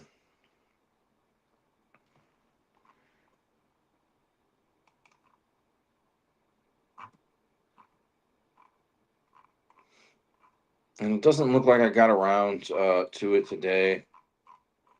Uh, I mentioned some other trends in regards to like Tuesday road games, Tuesday home games, and the head-to-head series matchup, but I didn't have time to do that with these games from here on out. I like the way the Yankees bats match up more today, but I did the same thing yesterday, right? Let me just kind of compare my notes from today and yesterday.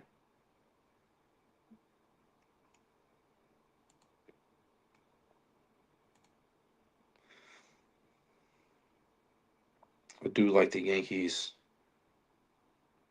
better today than I did yesterday.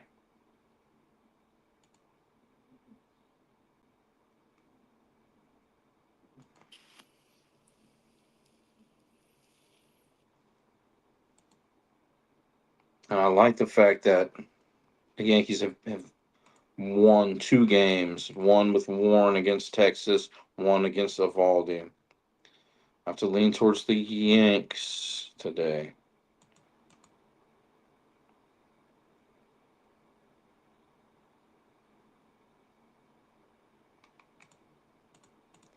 But Texas being first best run line record in team in baseball as a home favorite is a little concerning. All right. All right, let's move on. Cincinnati and Chicago. This home run park ranks seventh best on Baseball Savant for right-handed hitters to hit home runs. All right. The Cubs rank first in on the run line after a loss. Yesterday, there was a trend where they ranked 30th on the run line. Today, they rank first on the run line.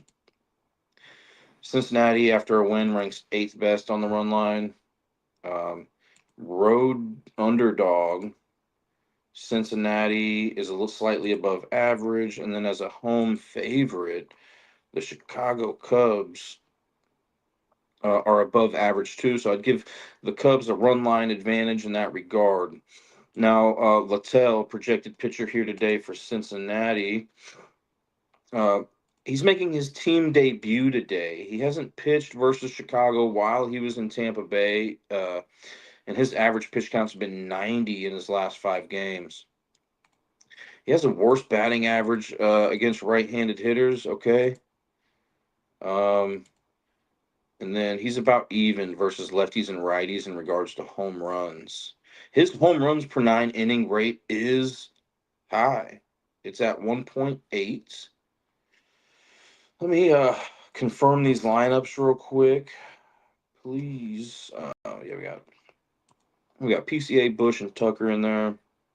Horner. Doesn't look like Kelly's in there though. Okay.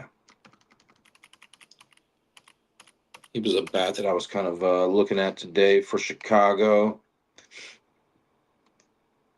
Now, this guy doesn't walk a whole lot of people. But let's say that Chicago gets some men on base today. They're good at base stealing. They rank third in stolen bases per game. Cincinnati ranks below average. They rank 19th in stolen bases allowed per game. With that being said, Littell has a -2 net bases prevented mark. Okay, so there is a chance that the Cubs, if they get on base, I think there's a pretty decent chance that they swipe some bags here in this game. Like they get some steals. Now, Imanaga, left-handed pitcher today for the Cubs, hasn't pitched against Cincinnati this season. The Cubs have a 4-2 record at home with Imanaga. They only won 2 of those games by 2+ runs. The other 2 were by exactly 1 run. They lost both of the games that they did lose at home by 3+ runs. His average pitch count has been 89 in his last 5 games. His home runs per 9 inning average is high as well, 1.7. Both of these pitchers don't walk a whole lot of people. Although both of these teams are in the top 10 at team walks per game, these pitchers, they're at 1.8 home runs per 9 inning, 1.7 home runs per 9 inning. So I could see some homers in this game. But we did talk about how the wind, right, could possibly be detrimental to these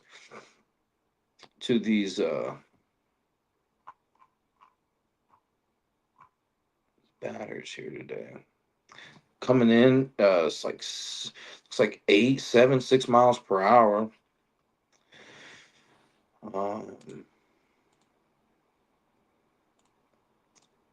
Look, I try in football season. It's important for me too.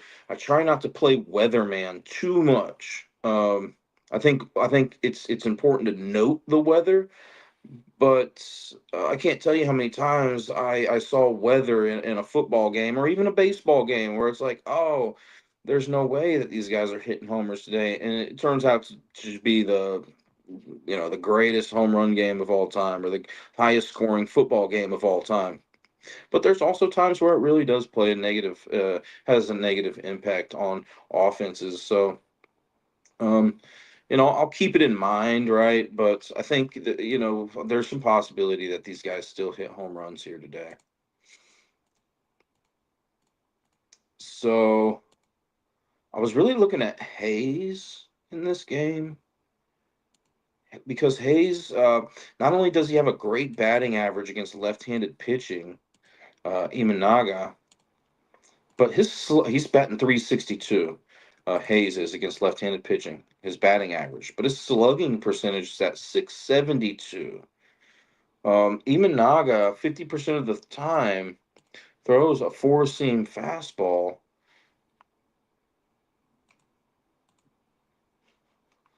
And Hayes is slugging that at an 800. Good ballpark for right-handed hitters to hit home runs. If the wind wasn't coming in, it can't always be a picture perfect dream, but that would be like my only concern here. The only thing that would make me like it a little bit more is if he had if he had good history off Imanaga, batter versus pitcher. Once again, Swish Analytics, I believe, has the best. It's the best resource in regards to who is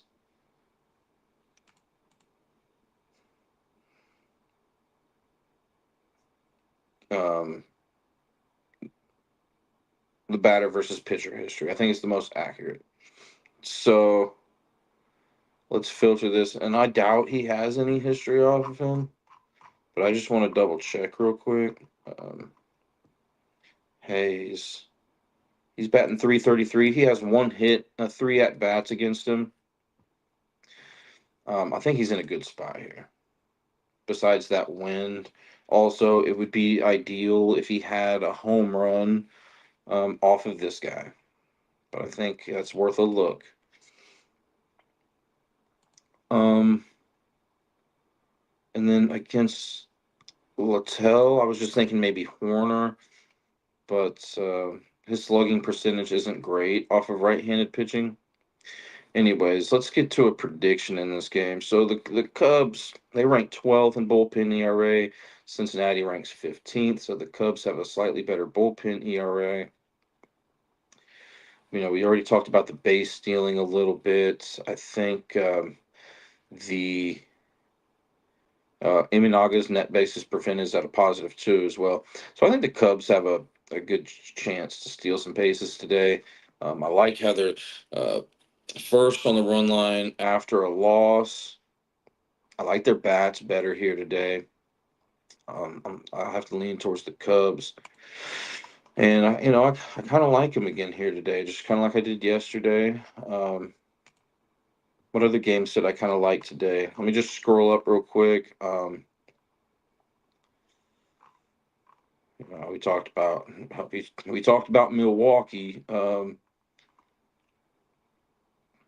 Feeling pretty decent about Boston, the Phillies. That's probably it so far. All right. And I'll probably feel good about Toronto. Going up against my Rockies. And that's the next game we're going to talk about. So I didn't do the history on the Tuesday trends. With this one, I didn't get the head-to-head matchup. I believe that was our first game of the series though yesterday. Rockies and Blue Jays. Blue Jays won. They had like 25 hits or something. This is ranked sixth best ballpark for left-handed hitters to hit home runs. Toronto, after a win, ranks second best on the run line, and we will probably find more trends here that are favorable and advantageous for Toronto. Now, the Rockies, after a loss on that run line, are the worst team in baseball. And as a home underdog, the Colorado Rockies are the third worst team in baseball on that run line. Toronto, as a road favorite, is about middle of the pack. I also want to just look at one other thing real quick before I start um, really liking Toronto in this game. I do want to check these later games. I'll tell you now, these later games, I have a little bit less information to work with. Perhaps that's why the late games yesterday were bad. Um,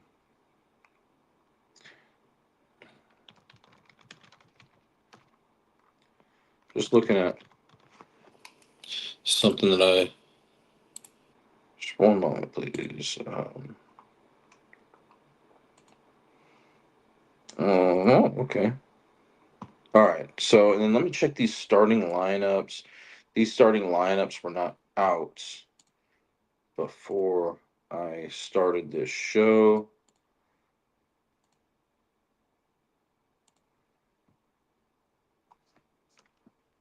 Okay, Springer isn't in today for Toronto. Kirk is in. Bichette. Man, I remember watching Bichette. I remember watching his dad play with the Rockies, Dante Bichette. So I think he hit a couple home runs yesterday. That was cool. Even though my Rockies lost, gotta show some love for Bichette.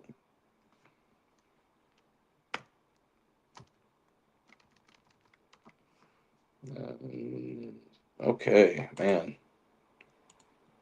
All right, so Barrios hasn't pitched against Colorado this season. Toronto does have an 8-4 record on the road with him.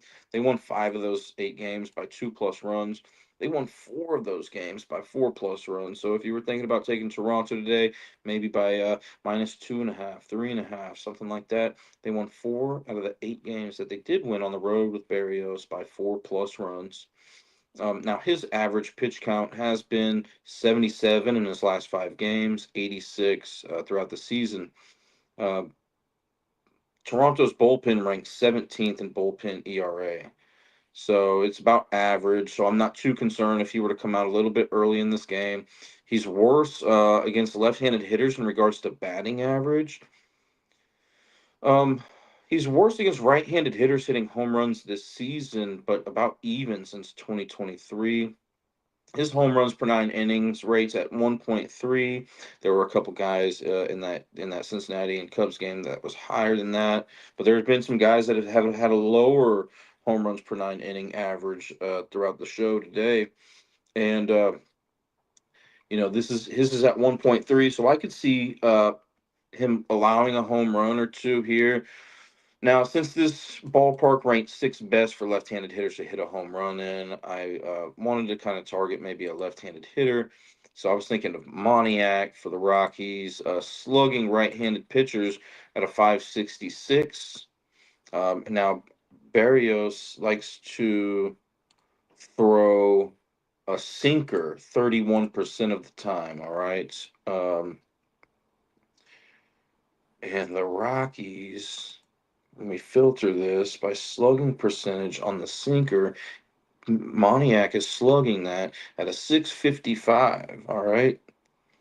What about his slurve? 27% use slurve. Very little history off of that. Moniak is batting 0-0-0 off that, but four plate attempts. All right. Now, Molina.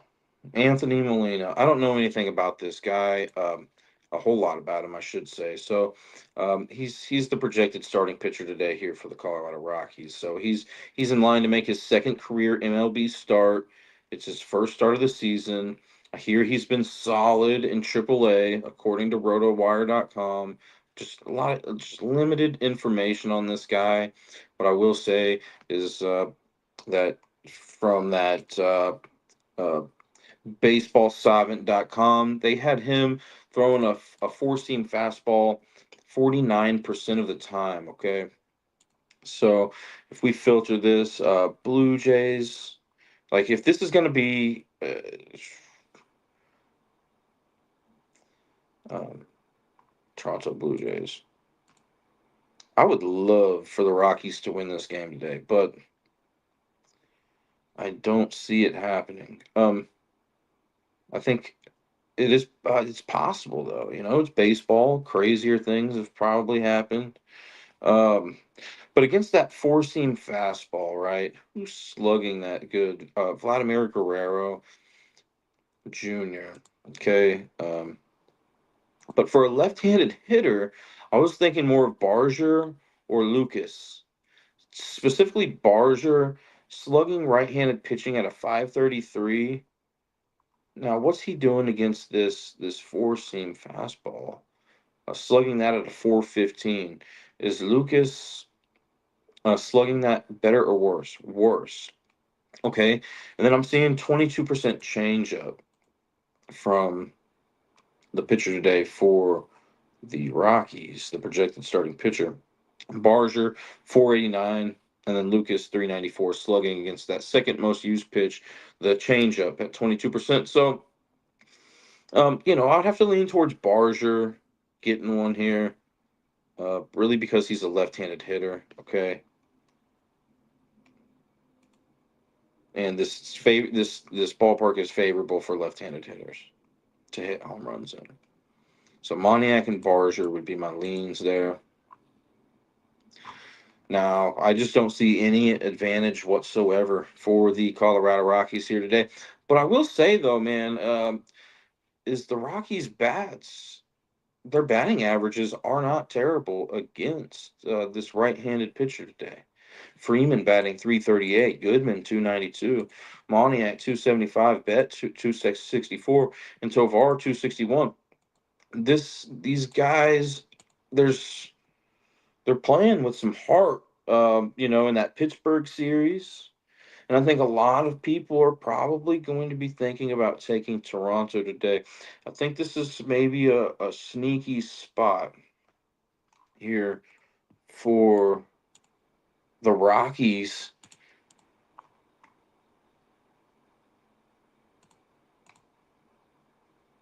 Analytically, yes, everything matches up with Toronto, right? But give me my bold prediction of the day. Give me the Rockies. I think a lot of people are probably upset with themselves for not being on Toronto yesterday. Everybody's going to flock towards them today, but that train has already passed. That ship's already sailed. Let me get the Rockies plus 1.5 for my prediction. Once again, that is not a statistically everything statistically is telling me Toronto, right? But let's go Rockies. All right. Tampa Bay versus the Angels. This is where things got a little tricky last night. These later games where I didn't have as much information. So, um, what's going on in these games right now? I just want to browse real quick. Houston's up 2-0. Minnesota's up 3-0. See, I wasn't feeling great. The Athletics are up 5-0. Was it Langoliers or Rooker? No. Rooker doubled. Langoliers homered in that one. Okay. What about from Minnesota? I think I was maybe talking about Jeffers. Somebody hit his first home run of the season over there. And then Houston, Altuve. All right. So I can't remember who I was leaning towards on those games, but if I remember correctly, it was probably every team that's down right now. So I mean, it could be one of those days, man. Um, but we're gonna keep working through it. Can't just show up when you're winning, right? You gotta show up when things aren't going your way. So uh, we'll hope that maybe gets better and keep pushing forward here. So Pepio, right-handed pitcher for Tampa Bay versus Soriano, right-handed pitcher for the Angels. This ballpark ranks fourth best on Baseball Savant for right-handed hitters to hit home runs. The wind, we talked about this at the start of the show. The wind is pushing 4.5 to 7.2 miles per hour towards straight left center field. All right. Oh no, I think I said the Athletics, right? I think I said the Athletics. Let's go. Cool. Um, Tampa Bay after a loss. Watch the Athletics will lose now. Tampa Bay after a loss. I'm celebrating in the first inning. Um, Tampa Bay after a loss on the run line is average. The Angels, after a win on the run line,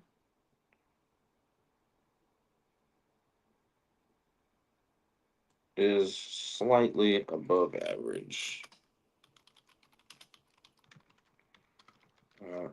Tampa Bay as a road dog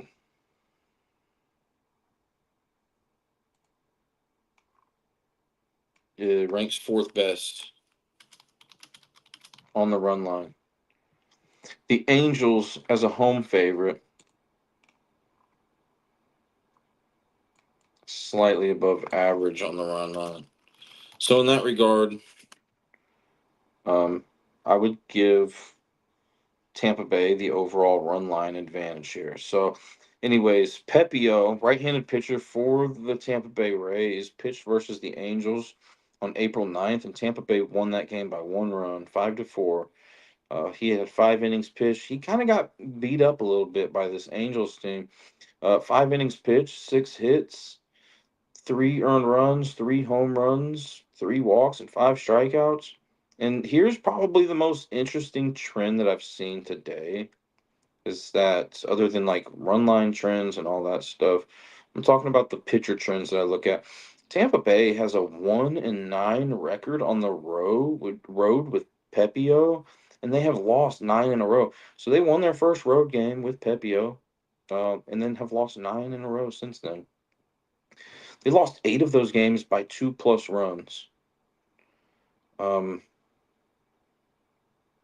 Now the Angels don't have an impressive home record with Soriano. They're 3-9, but that's better than 1-9. Now Pepio, this is probably where I'd maybe try to target home run hitter. Pepio, we talked about how this home run is this park is good for right-handed hitters to hit home runs. Pepio has been worse against right-handed hitters in regards to batting average and home runs allowed. His home runs per 9 inning rate is at 1.6, so that's probably one of the higher ones of the day. Um, Neto, he's a righty. I mean Trout and Ward, Hop. I mean, I think any of these guys really have a true chance here. Um, Now, I would like it if Tampa Bay had a worse bullpen because let's say they don't get one off Pepio. Tampa Bay has the 10th ranked best ranked bullpen ERA. But if we filter this by Angels, four seam fastball slugging percentage against that, which Pepio throws 43% of the time. So he's reliant on that. We're seeing Trout slugging that at 570, Ward 522, Neto 515. So it's kind of like, how do you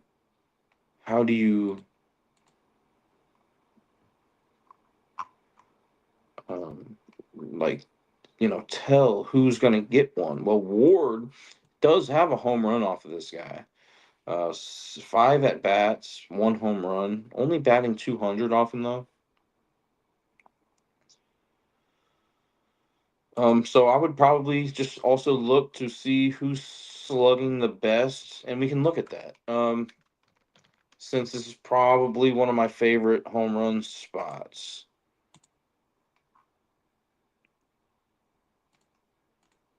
Once again, I don't necessarily love playing home run. I think playing home runs. I think we saw one earlier that statistically seemed sound, but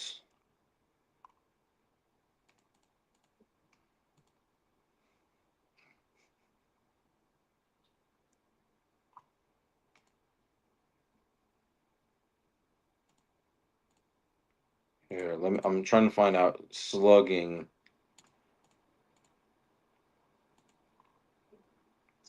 percentage against right-handed pitchers for the Angels. Neto 483, Trout 483. So statistically, it's looking like Trout.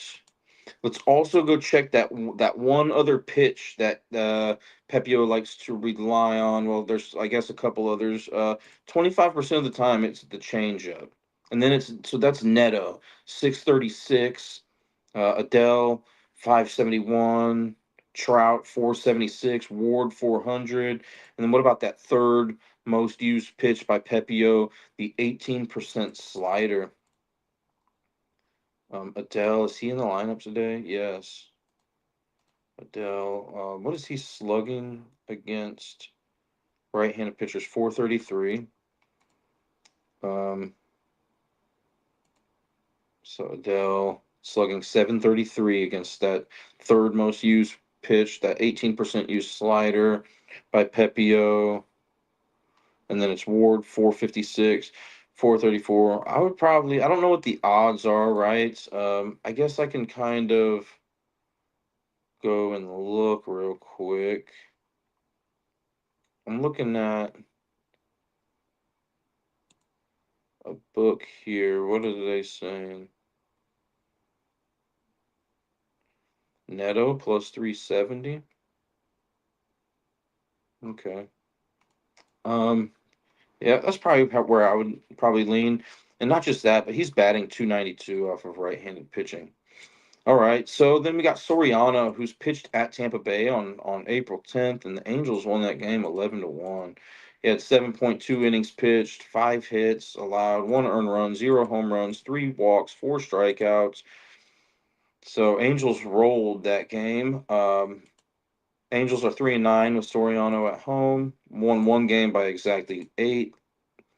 And then they won the other 2 games by exactly 1. But they did lose every game that the Angels have lost by 2+ runs. So if you were thinking about taking the Tampa Bay Rays today, you got that going for you by 2+ runs. Um, 90 pitches in his last 5 games has been his average. He's also worse against right-handed hitters in regards to batting average and home runs. So, um, this is a good spot for right-handed hitters. But what I will say is Soriano hasn't been throwing a whole lot of home runs. His home runs per 9 inning average is 0.5. That's low. But they have the 27th worst bullpen or the 27th ranked bullpen ERA, which is what the 30-29, the fourth worst. So I think there's some room here for Tampa Bay Rays players. I think there's probably a better chance for them to get one in the later stages, just according to that information, than the the Angels. And let me just look at these lineups real quick. Aranda not in for Tampa Bay.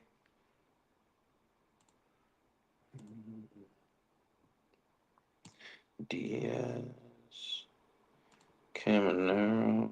Okay. So Tampa Bay, great base stealing team. Angels bad at base stealing prevention. What about Soriano? Soriano's good at base stealing prevention. His net bases prevented is 5. Oh, it's that time of day. So I probably won't be doing a baseball show until uh, probably this weekend after today. Just we got a couple early slates tomorrow, which is real tough to prepare for. Um, and then just life. But I'm shooting for probably like Saturday or Sunday. We'll get another baseball show in, okay?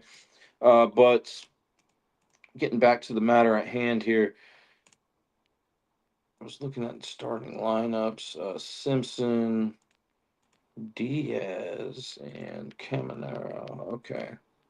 Um, I do like Tampa Bay's bats, and I liked them yesterday. But they failed yesterday, right? Well, I guess I didn't like them as much yesterday, but I did like them more than the Angels bats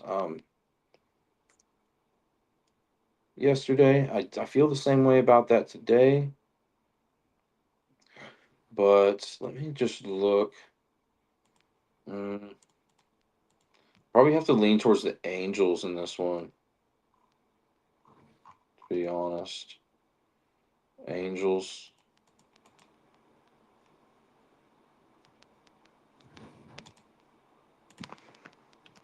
I want to look at one other thing, though, before I give my prediction in this one.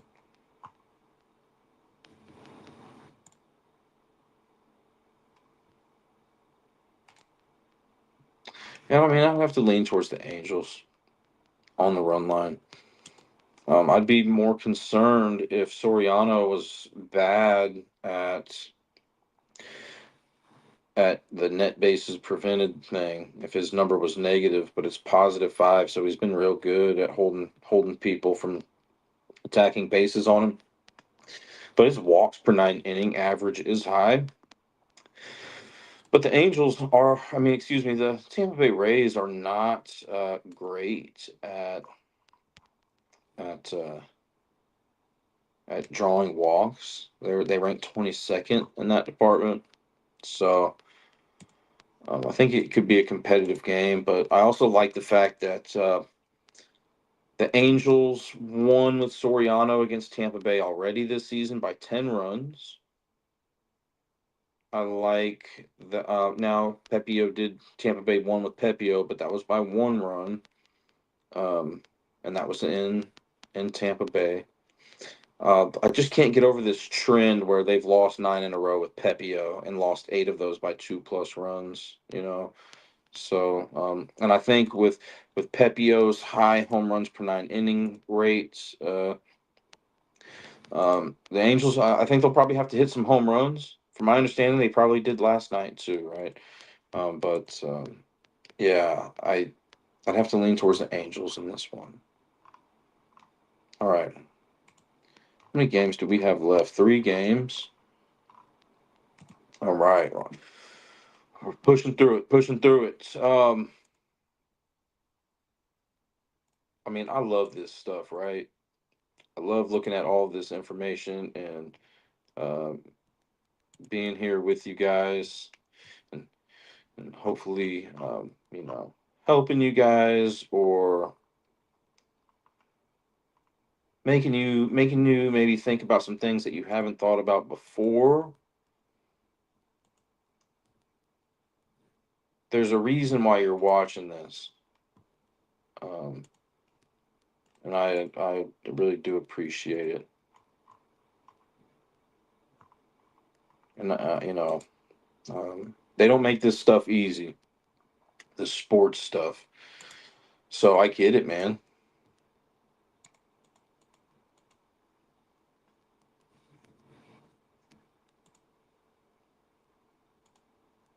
I watch what kind of inspired me to do this, and we'll talk about these games here in a second. I was talking with my buddy about it earlier today. There's these guys on YouTube that I used to watch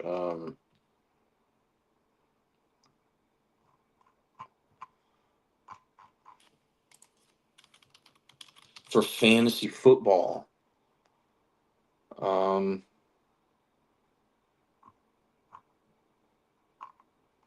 I'll find the source, but yeah, that's kind of what inspired me to start doing this. All right, enough of that. Let's get back into it. Run line. So I need to figure out White Sox if they won or lost their last game. Now I don't think that the people who like inspired me to do this do exactly what I do, but it's like a movie that's like this was inspired by a true story. Well, it doesn't mean it's about that story, right? But it was inspired by that story. Um, Chicago White Sox after a loss.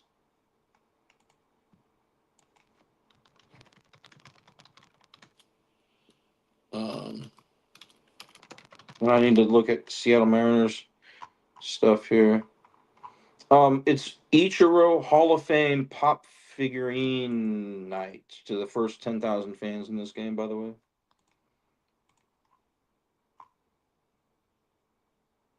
So if you like the Mariners, you got that going for you. Ichiro, man, he was awesome. I remember watching him. Mariners won their last game. Okay, so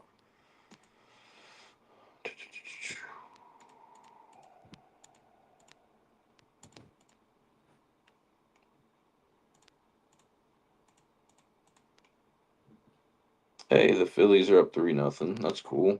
Who went deep? Schwartz, Kepler. Cool. Sorry, guys. I'm like paying attention to these games and trying to run a show here. It's not fair to you guys. So let me quit looking at that. It's just up here in my browser. Let me exit that screen. I'm just cleaning up all these tabs that I end up just leaving open sometimes when we get to talking. Okay, run line trends. Let's get to these games and get out of here, man. It's been a long last 2 days. All right, Chicago White Sox run line record after a loss has the sixth best run line record in baseball. The Mariners, after a win, have the fourth worst. So 30, 29, 20, 27th. They rank 27th on the run line after a win. That's terrible if you like Seattle today. Chicago as a road underdog ranks 30, 29, 28, 27, 25, 22, 21, 19, 18th. So below average. And then Seattle as a home favorite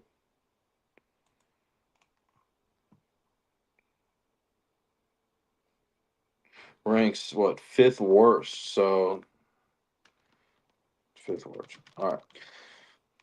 So in regards to like run line trends and stuff like that, I got to give the advantage here to the White Sox by a long shot. But let's get into some other information here because I see something that I do not like about the White Sox. So Martin, excuse me, Martin is the projected starting pitcher today for the White Sox. He pitched versus Seattle on May 19th, and Seattle won that game 5-1. 7.1 innings pitched, 4 hits, 2 earned runs, 0 home runs, 1 walk, 3 strikeouts. So Martin looks like he pitched pretty decently, only allowed 4 hits, but Seattle just, broke away and won that game 5-1. Now the White Sox have a 1-7 road record with Martin. So that's bad. The one game that they did win, they won by exactly 2. The games that they lost by 2+ runs were 4 games in total. So 4 out of the 7 games that they lost on the road with Martin were by 2+ runs. The other ones were by exactly 1. Average pitch count 89 in his last 5 games. He has a worse batting average allowed to right-handed hitters. He's about even in regards to home runs allowed to lefties and righties. Doesn't walk a whole lot of people. It's 2.6 walks per 9. Home runs, 1.2 home runs per 9 inning average. So, anyways, Woo, the opposing pitcher, the Seattle Mariners pitcher tonight, right-handed pitching Woo, hasn't pitched against the White Sox this season. Seattle has a 5-3 record at home with him. They won 3 of those games by 6+ runs. They lost 2 of the games that they did lose at home, the 2 out of 3 by 6+ runs. Average pitch count's been 76 in his last 5. I do want to mention both of these bullpens are above average in regard to bullpen ERA, but Seattle does have the advantage in that regard. They rank 8th. Chicago ranks 13th. Now, Woo is worse against left-handed hitters in regards to batting average and home runs. His home runs per 9 inning average is 1.4, so it's creeping up a little bit. If you like a home run hitter for Chicago for some reason, which Chicago, they seem like they can get a hold of some from time to time. I think overall, I just want to look real quick. The Chicago White Sox have the second best run line in baseball. So we all laughed at them and thought they were a joke last year, and they may have been, but they, at least on that run line, maybe they're not so funny anymore. Um, Crawford, seeing, okay.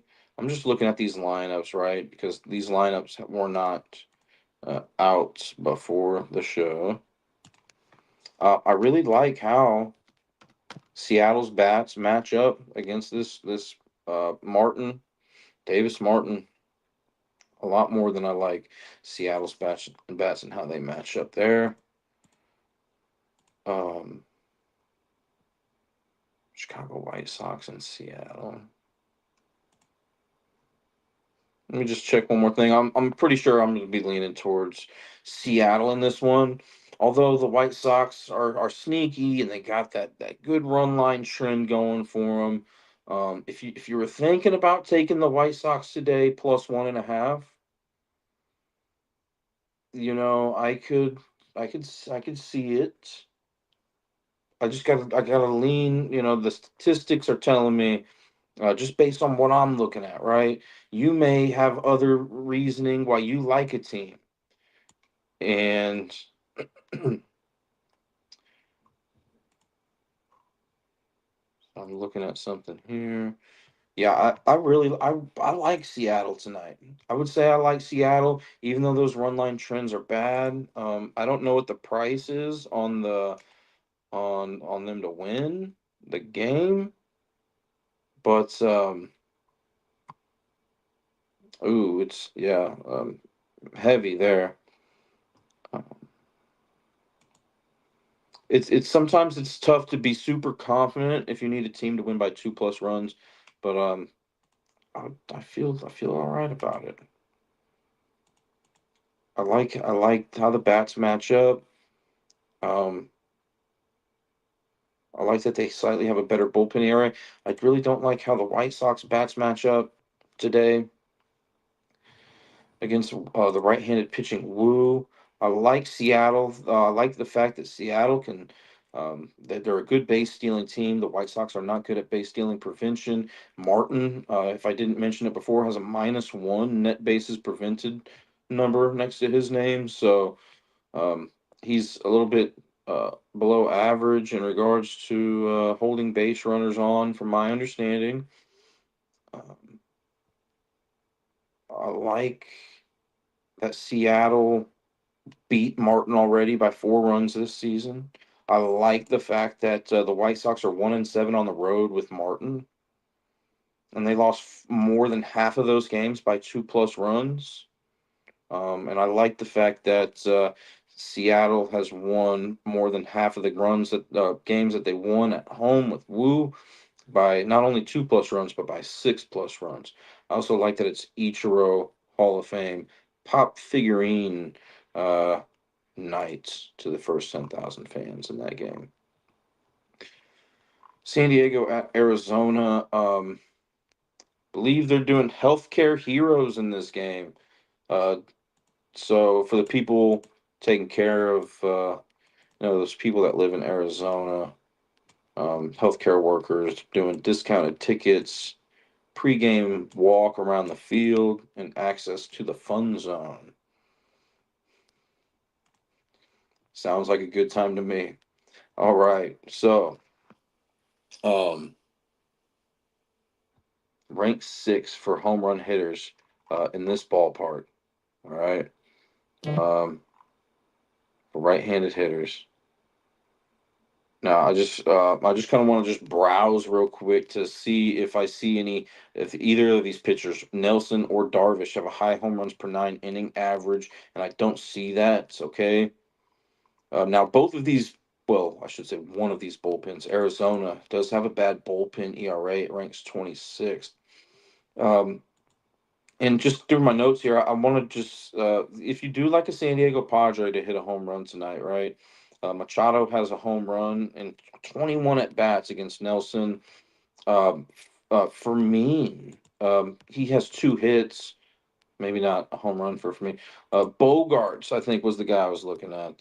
He has 2 home runs and 11 at bats against Nelson. He could be slugging better against that against right-handed pitching, but honestly, if I were probably to lean one way for a home run hitter in this one, I'd probably be looking at Bogarts. But yeah, San Diego, fifth best run line record after a loss, and Arizona after a win ranks sixth best on that run line. San Diego as a road favorite, away favorite. The Padres rank for seventh worst. All right.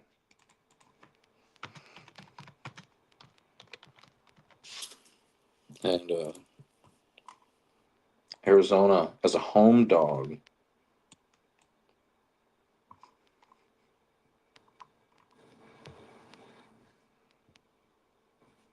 ranks eight worst. Eight worst. So Darvish pitched versus Arizona on July 7th, and Arizona won that game 6-3. But that was Darvish's first game back from injury. Okay, he only pitched 3.2 innings, allowed 3 hits, 2 earned runs, 3 walks, 5 strikeouts. But let's cut him a little bit of slack because it was his first game back from injury. Now the Padres are 0 wins and 2 losses on the road this season with Darvish. They lost both of those games by exactly 2 runs. His average pitch count has been 72 this season. And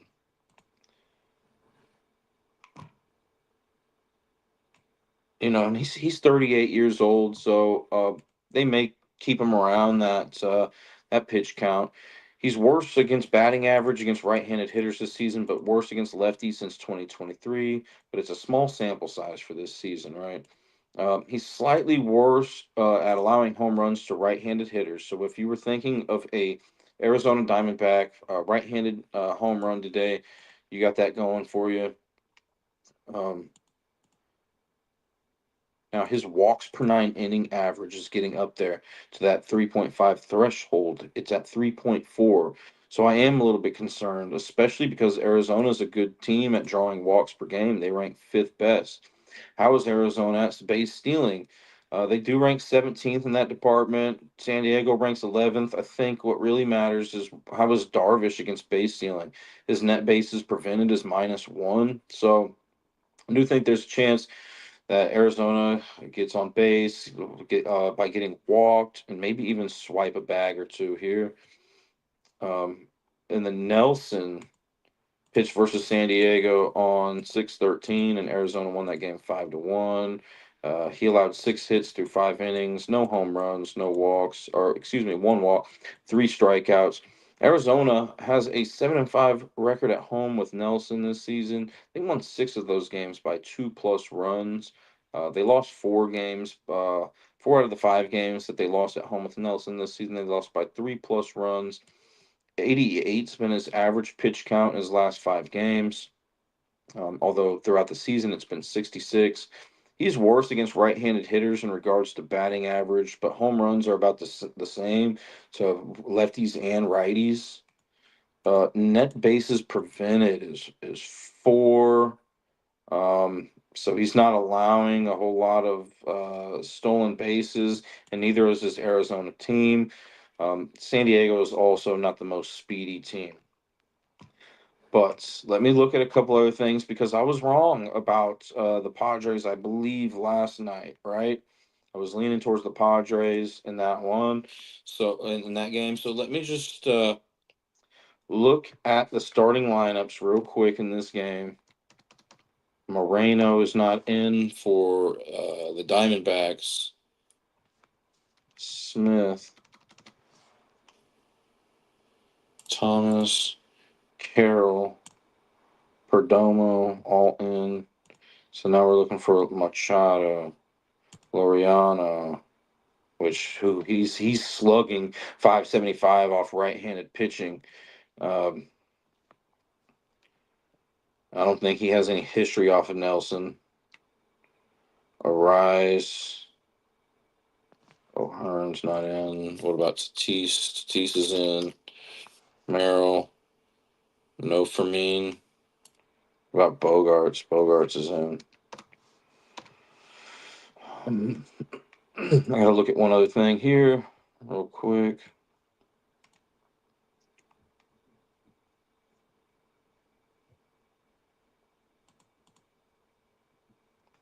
Okay.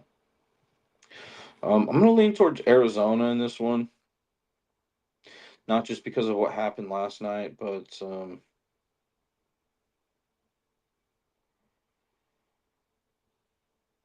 it's just that San Diego fooled me last night, and I'm seeing something similar.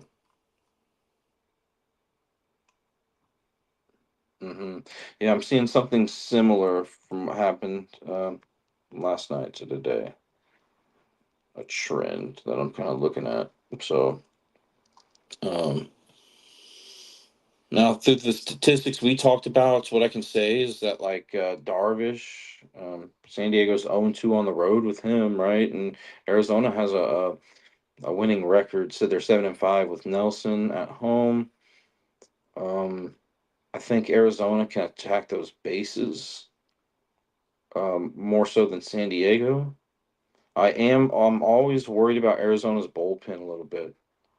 I don't really like doing like first fives and stuff like that, but if you were interested in that, and if that's what you like to do, I could see something like that for Arizona.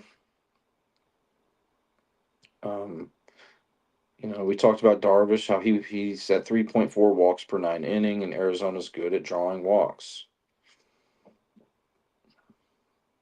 I have to lean towards Arizona in this game, although I do like the fact if you like the Padres tonight, I like right. They've been playing good in their last 10 games or so, but they have three guys batting 304 or better against right-handed pitching. I mean, they have some bats, right? And I do like the number of bats that they have in regards to batting average against Nelson more than I like the number of bats that the Diamondbacks have, um, and how their batting averages match up against the right-handed Darvish.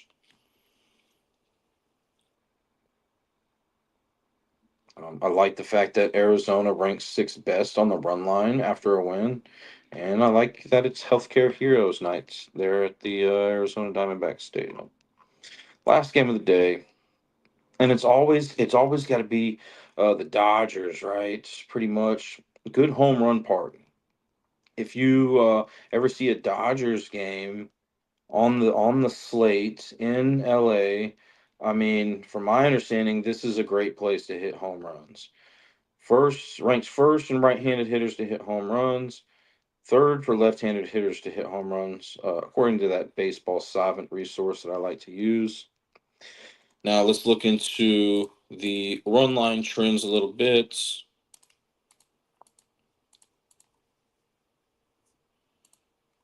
Run line trends. St. Louis after a win on that run line is below average.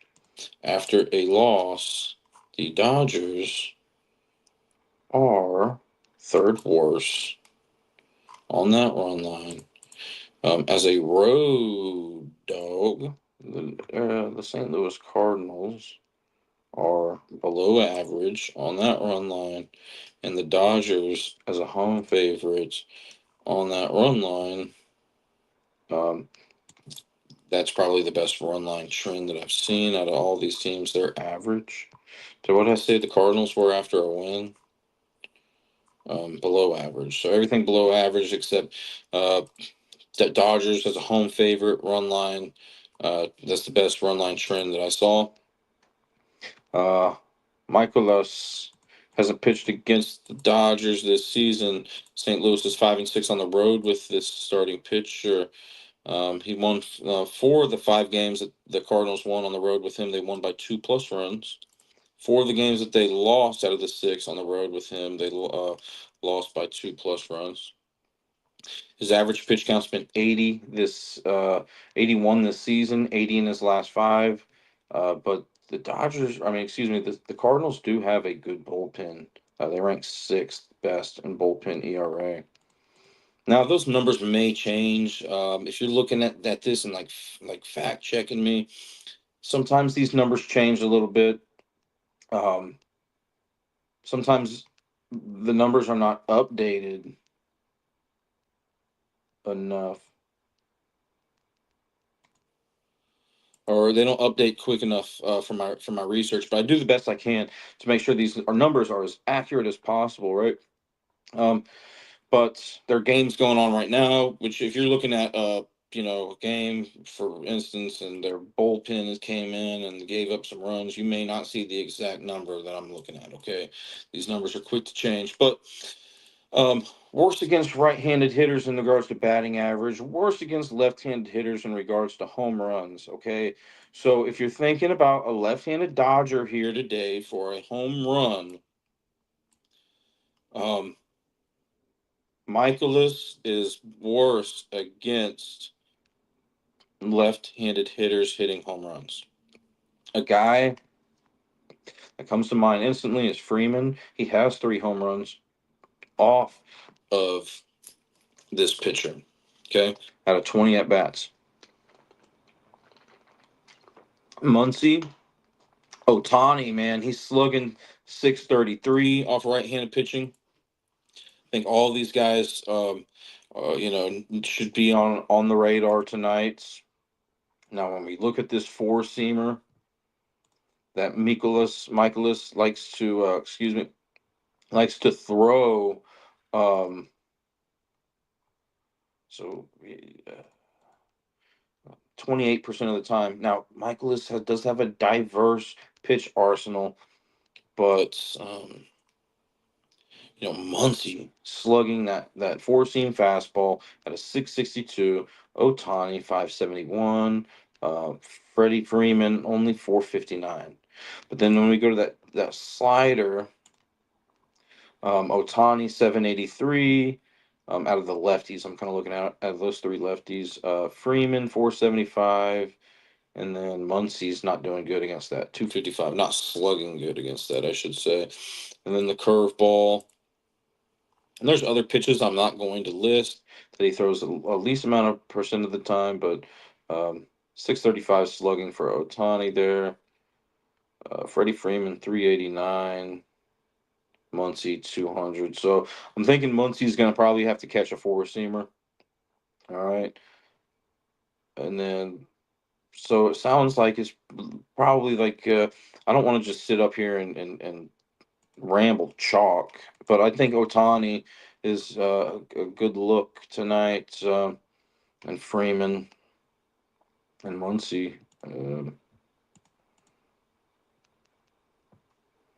But even if you wanted to take a right-handed Dodger, I mean, Will Smith slugging 542 off right-handed pitching. Um, but just please keep in mind that the St. Louis bullpen is the sixth best. All right. Maybe there's better opportunity for a Cardinal to hit a home run since the Dodgers bullpen is below average. It ranks 21st, and in ERA, bullpen ERA. Also, I just want to note that the wind is blowing out towards right field, 3.6 to 5.4 miles per hour, according to SwishAnalytics.com. So that could give it an extra little boost if need be. Um,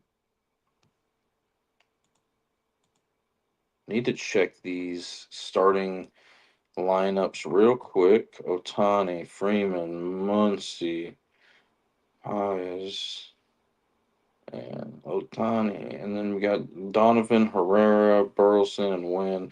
So when you hear me list these guys off, I'm just kind of just the guys that I saw that were had a pretty decent batting average against the hand that the pitcher is throwing with. Not just batting average, but hand that the pitcher's throwing with. Now, we'll get to the Cardinals here in just a second.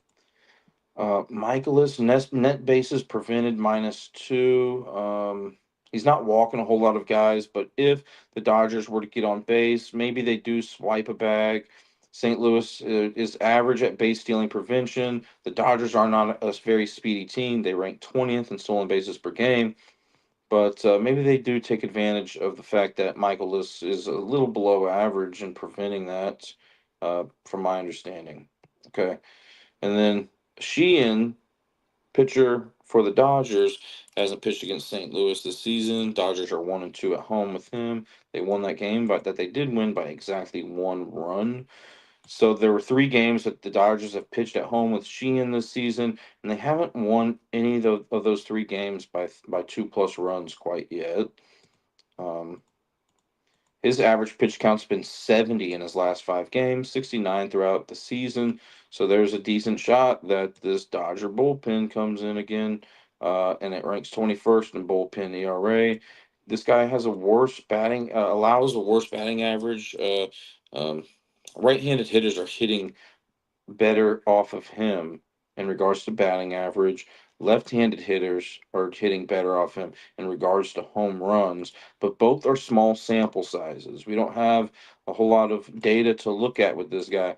Now, he is throwing 3.6 walks per 9 innings, which is up there a little bit.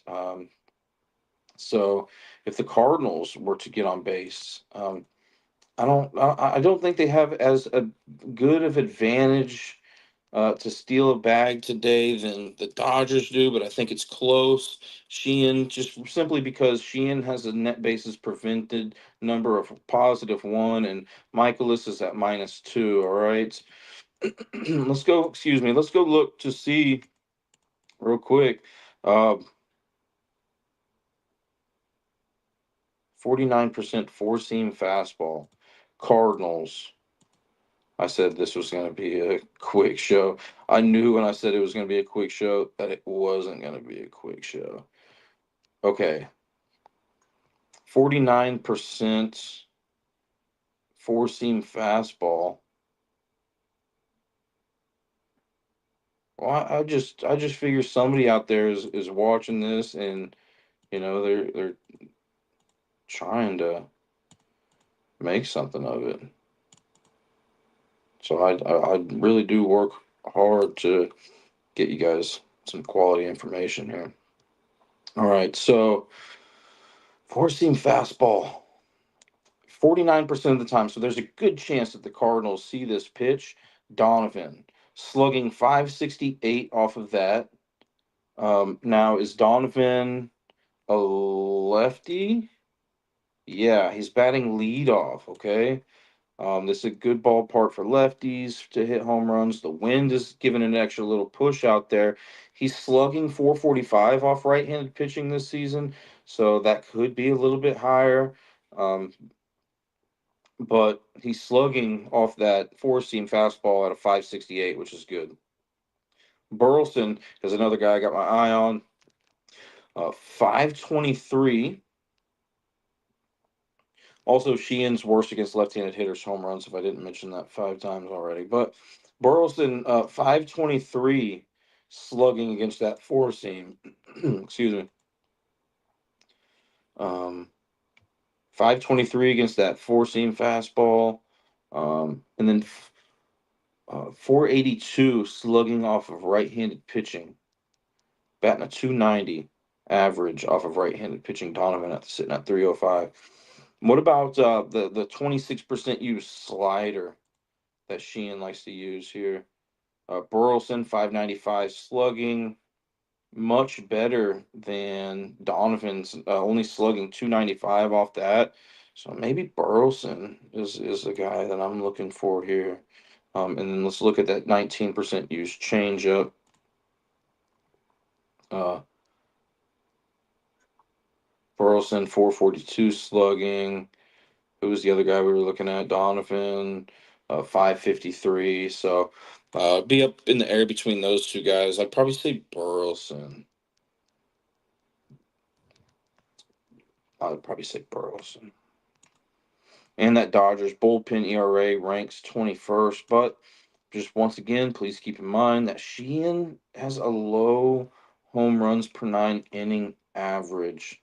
So I do think that there's a better chance that the Dodgers hit a home run earlier than later in the game, depending on the bullpen, right? The bullpen is so important, especially if you're going to be regularly watching the show. And there may be days that I just do a show where I just focus on the bullpen and let the viewer do if that's what you guys want. Just something to think about. But I am gonna mix it up a little bit probably next time I do a show. And maybe that's what we'll do.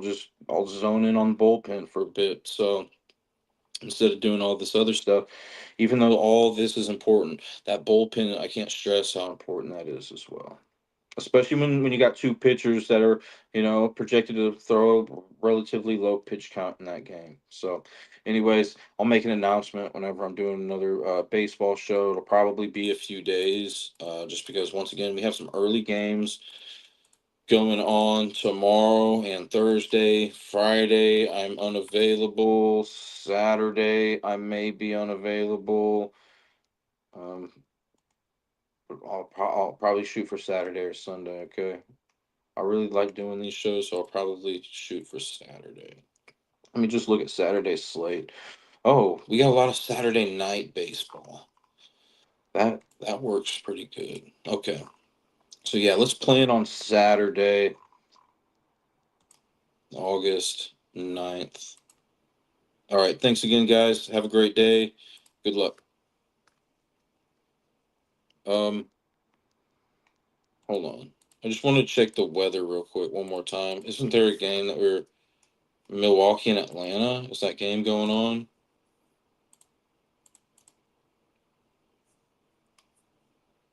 Yeah. Cool. All right, that game is in progress. All right, guys, take care. Thank you. Good luck.